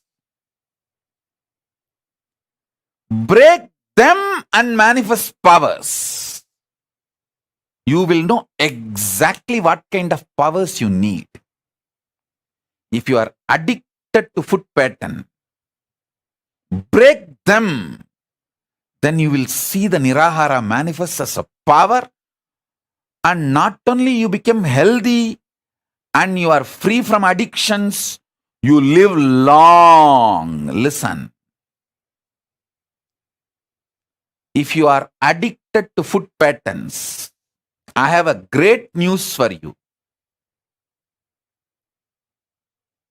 Break those addictions through proper Nirahara Samyama step by step and manifest powers. You will see not only you become healthy, you will live long. Because anything which addicts you, binds you, that pattern shows you the secret key for the powers you need to manifest. If you are greedy, bound by greed, deluded by greed, doesn't want to take responsibility, but you want everything, start practicing minimalistic lifestyle. You will manifest so much wealth and you will enjoy the wealth, not wealth will be enjoying you. I tell you, many people just do watchman job, night watchman job, without sleeping, protecting their wealth. So they are not using the wealth. Wealth is using them. People who are not able to sleep due to their worries about wealth, they are not enjoying the wealth. Wealth is enjoying them. Like first few days, you smoke. Then cigarette smokes you. Understand what I am trying to tell you.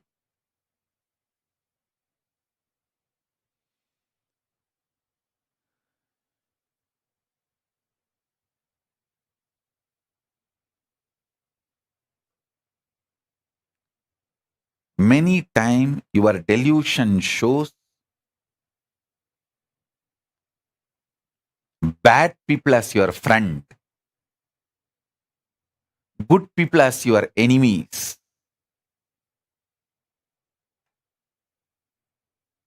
The pressure of hormones, chemicals, frustrations inside you.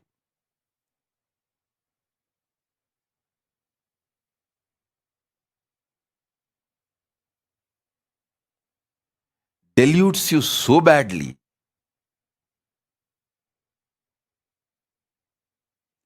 Conscious sovereignty is the only solution.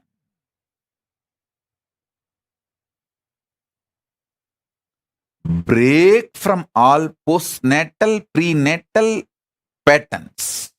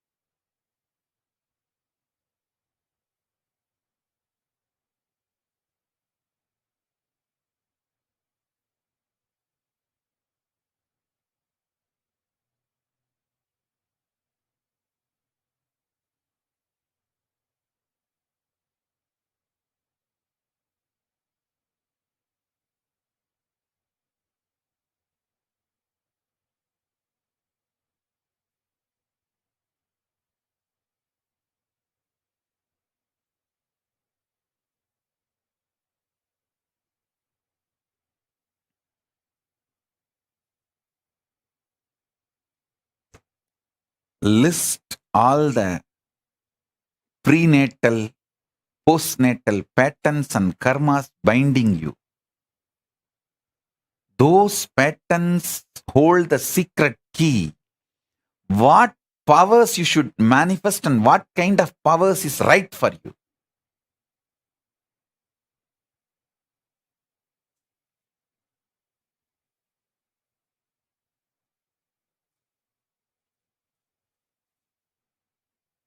I'll give you a few minutes. I'll give you Shaktipada and be here with you all to help you all to identify your patterns, break them, and manifest as powers.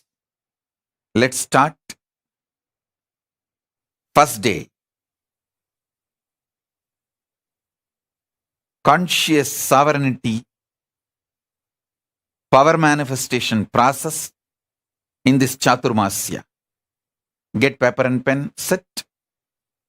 Pen down all the patterns which chains you, binds you. Start writing.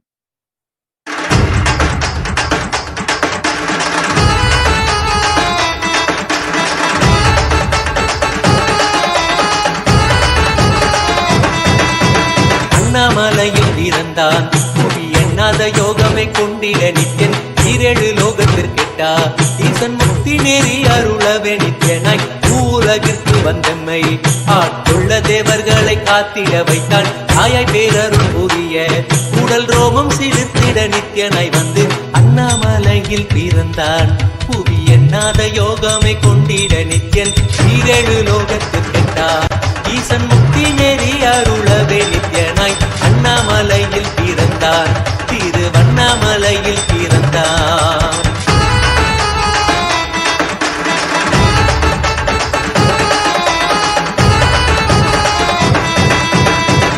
கிளப்பி விட்டேனில் பர தத்துவம் கற்பித்த பாரமஞானியாய் ஞானக்கண் கொடுத்த நமக்கே ரூபம் காட்டிய மாய வித்தை செய்யும் நித்யன் வித்தை கிளப்பி விட்டேனில் பர தத்துவம் கற்பித்த பாரமஞானியாய் ஞானக்கண் கொடுத்த நமக்கே ரூபம் காட்டிய மாய வித்தை செய்யும் நித்யன் அண்ணாமலையில் பிறந்தான் புவி எண்ணாத யோகமை கொண்டிட நித்யன் ஈரேழு லோகத்தில் கேட்டார் ஈசன் முக்தி நெறி அருளவே நித்யனாய்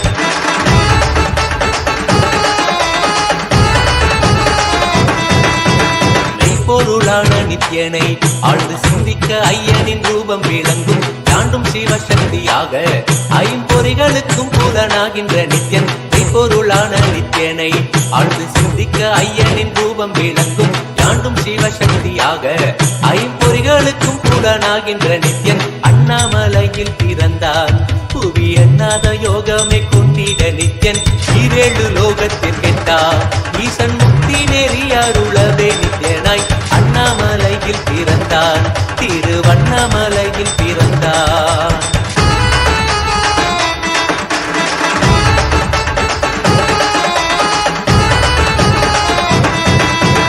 உள்ளும் பூரமும் இருந்து உயிர் பக்குவமாக்கிடும் பரமனாம் நித்யன் ஞானப்பாடி தங்கள் ஏழும் கொண்ட ஞானமும் ஆகிய ஆண்டிடும் நித்யன் உள்ளும் பூரமும் இருந்து உயிர் பக்குவமாக்கிடும் பரமனாம் நித்யன் ஞானப்பாடி தங்கள் ஏழும் கொண்ட ஞானமும் ஆகிய ஆண்டிடும் நித்யன் அண்ணாமலையில் பிறந்தான் புவி எண்ணாத யோகமை கொண்டிட நித்யன் ஈரேழு லோகத்தில் கேட்டார் ஈசன் முக்தி நெறி அருளவே நித்யனாய் அண்ணாமலையில் பிறந்தான் நித்யன் அண்ணாமலையில் பிறந்தான்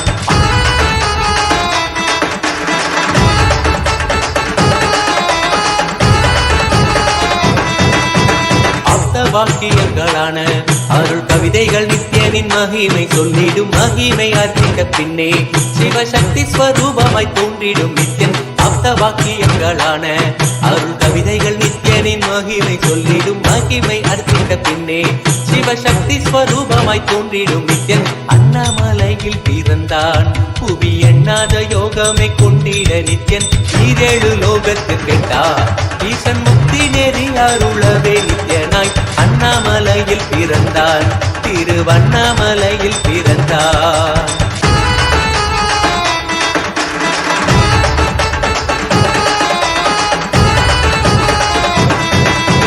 புண்ணிய கேத்திரம் தனிலே நித்யன் உன்னத நீலை ஊழத்தில் வருமே விண்ணவர் மன்னவர் ஒப்ப அகிலம் ஆளும் கீர்த்தியுட ஈசன் நித்யானந்தன் புண்ணிய கேத்திரம் தனிலே நித்யன் உன்னத நீலை ஊழத்தில் வருமே விண்ணவர் மன்னவர் ஒப்ப அகிலம் ஆளும் கீர்த்தியுட ஈசன் நித்யானந்தன் அண்ணாமலையில் பிறந்தான் யோகமை கொண்டிட நித்யன் ஈரேழு லோகத்தில் கேட்டார் ஈசன் முக்தி நெறி அருளவே நித்யனாய் அண்ணாமலையில் பிறந்தான் நித்யன் அண்ணாமலையில் பிறந்தான்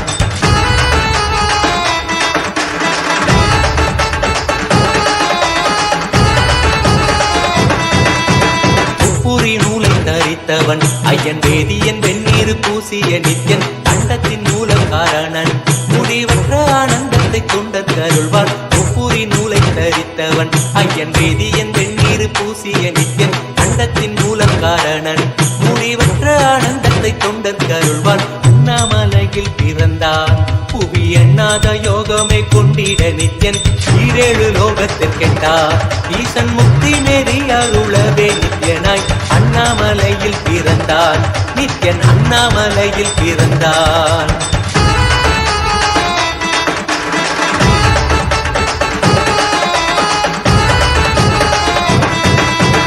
பேரறிவு பொருள் நித்யன் உலகாளும் ஊரை மன்ன மன்னவர்களித்தவன் அர்த்தநாரீஸ்வரனாக அருள் செய்திட்டே எம்மை ஆட்கொண்டிடும் நித்யன் பேரறிவு பொருள் நித்யன் உலகாலும் ஊரை மன்னவர்களித்தவன் அர்த்தநாரீஸ்வரனாக அருள் செய்திட்டே எம்மை ஆட்கொண்டிடும் நித்யன் அண்ணாமலையில் பிறந்தான் புவி எண்ணாத யோகமே கொண்டிட நித்யன் ஈரேழு லோகத்திற்கிட்டா ஈசன் முக்தி நேரி அருளவே நித்யனாய் அண்ணாமலையில் பிறந்தான் நித்யன் அண்ணாமலையில் பிறந்தான்.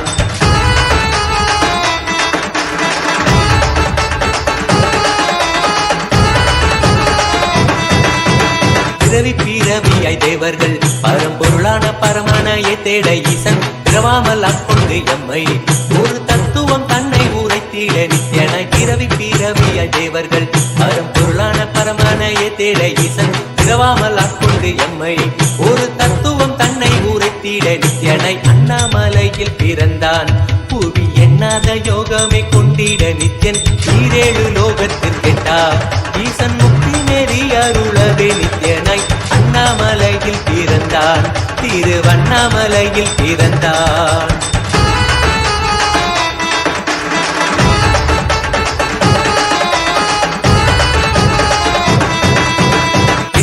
வடிவமுடையவன் என்னும் எண்ணம் கடந்த முதற் பொருளானவன் பிறவி எடுத்தே சலிக்க அருள் தாகத்தை தீர்த்தன் வினைகள் களைந்தான். எண்ணில்லா வடிவமுடையவன் என்னும் எண்ணம் கடந்த முதற் பொருளானவன் பிறவி எடுத்தே சலிக்க அருள் தாகத்தை தீர்த்தன் வினைகள் களைந்தான். அண்ணாமலையில் பிறந்தான் புவி எண்ணாத யோகமே கொண்டிட நித்யன் ஈரேழு லோகத்திற்கெட்டா ஈசன் முக்தி நெறி அருளவே நித்யனாய் அண்ணாமலையில் பிறந்தான் நித்யன் அண்ணாமலையில் பிறந்தான்.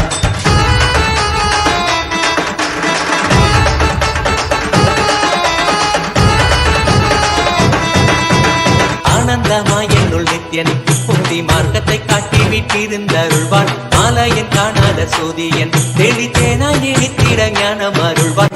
ஆனந்தமாய் என்னுள் நித்யன் முக்தி மார்க்கத்தை காட்டி வீட்டிருந்தருள்வான் மாலையன் காணாத சோதியன் தெளித்தேனாய் நித்திட ஞானம் அருள்வான். அண்ணாமலையில் பிறந்தான் புவி எண்ணாத யோகமே கொண்டிட நித்யன் ஈரேழு லோகத்திற்கெட்டா ஈசன் முக்தி நெறி அருளவே நித்யனாய் அண்ணாமலையில் பிறந்தான் நித்யன் அண்ணாமலையில் பிறந்தான்.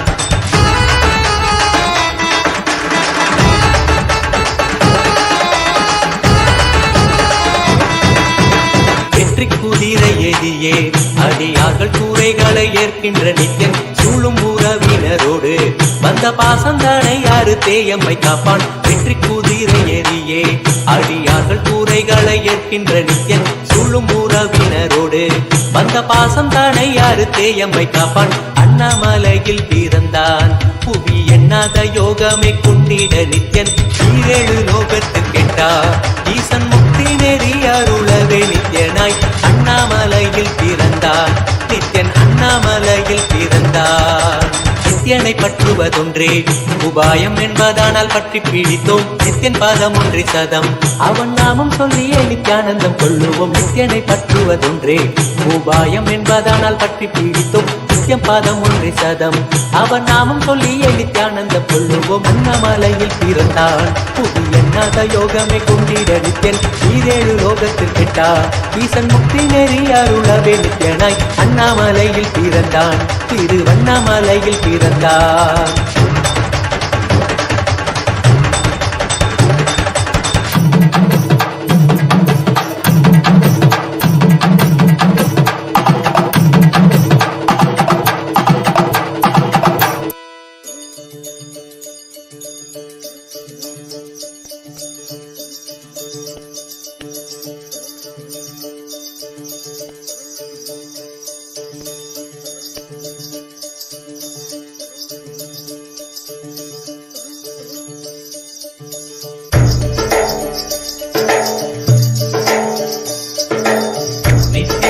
நித்யானந்தா நித்ய ஞான நித்யானந்தா ஞான திங்கள் நித்யானந்தா நித்யானந்தா நித்ய திங்கள் நித்யானந்தா நித்ய ஞான நித்யானந்தா ஞான திங்கள் நித்யானந்தா நித்யானந்தா நித்ய திங்கள் Nithyananda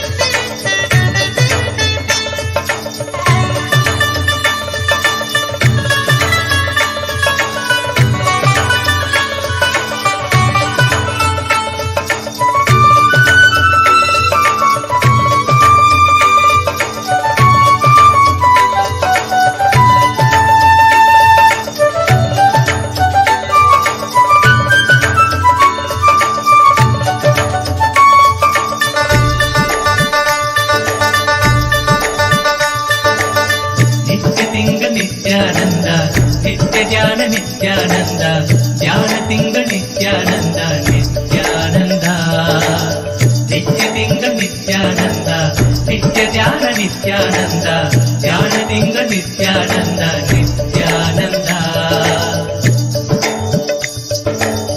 नित्यतिङ्ग Nityanand नित्यध्यान Nityanand ज्ञानतिङ्ग Nityanand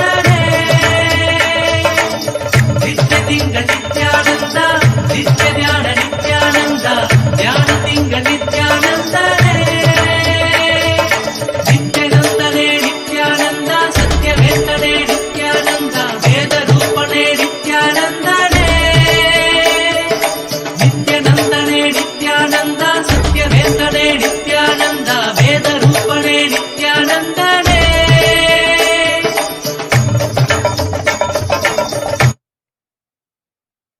Bless you all as a living, complete manifestation,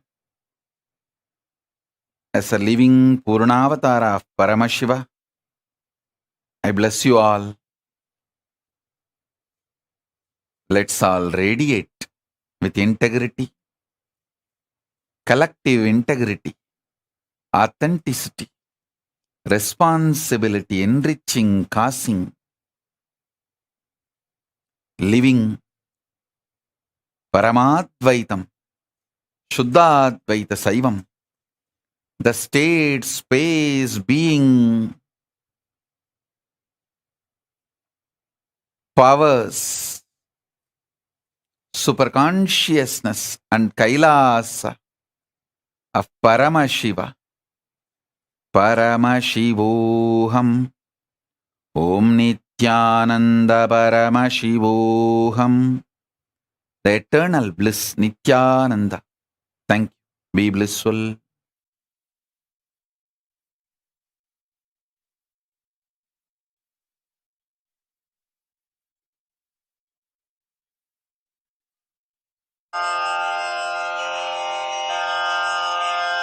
श्रीकैलासोन्नतद्वादशान्तश्यामलापीठारूढ श्रीमीनाक्षिसुन्दरेश्वरा भिन्नस्वरूप परशिवपुत्ररत्न Kumar गुरुमण्यतुल्यावतार Shri Parvati स्तन्यपानलब्धदिव्यज्ञान विश्रुतसकलनिगमागमसारभूत द्राविडवेदप्रवक्त्रे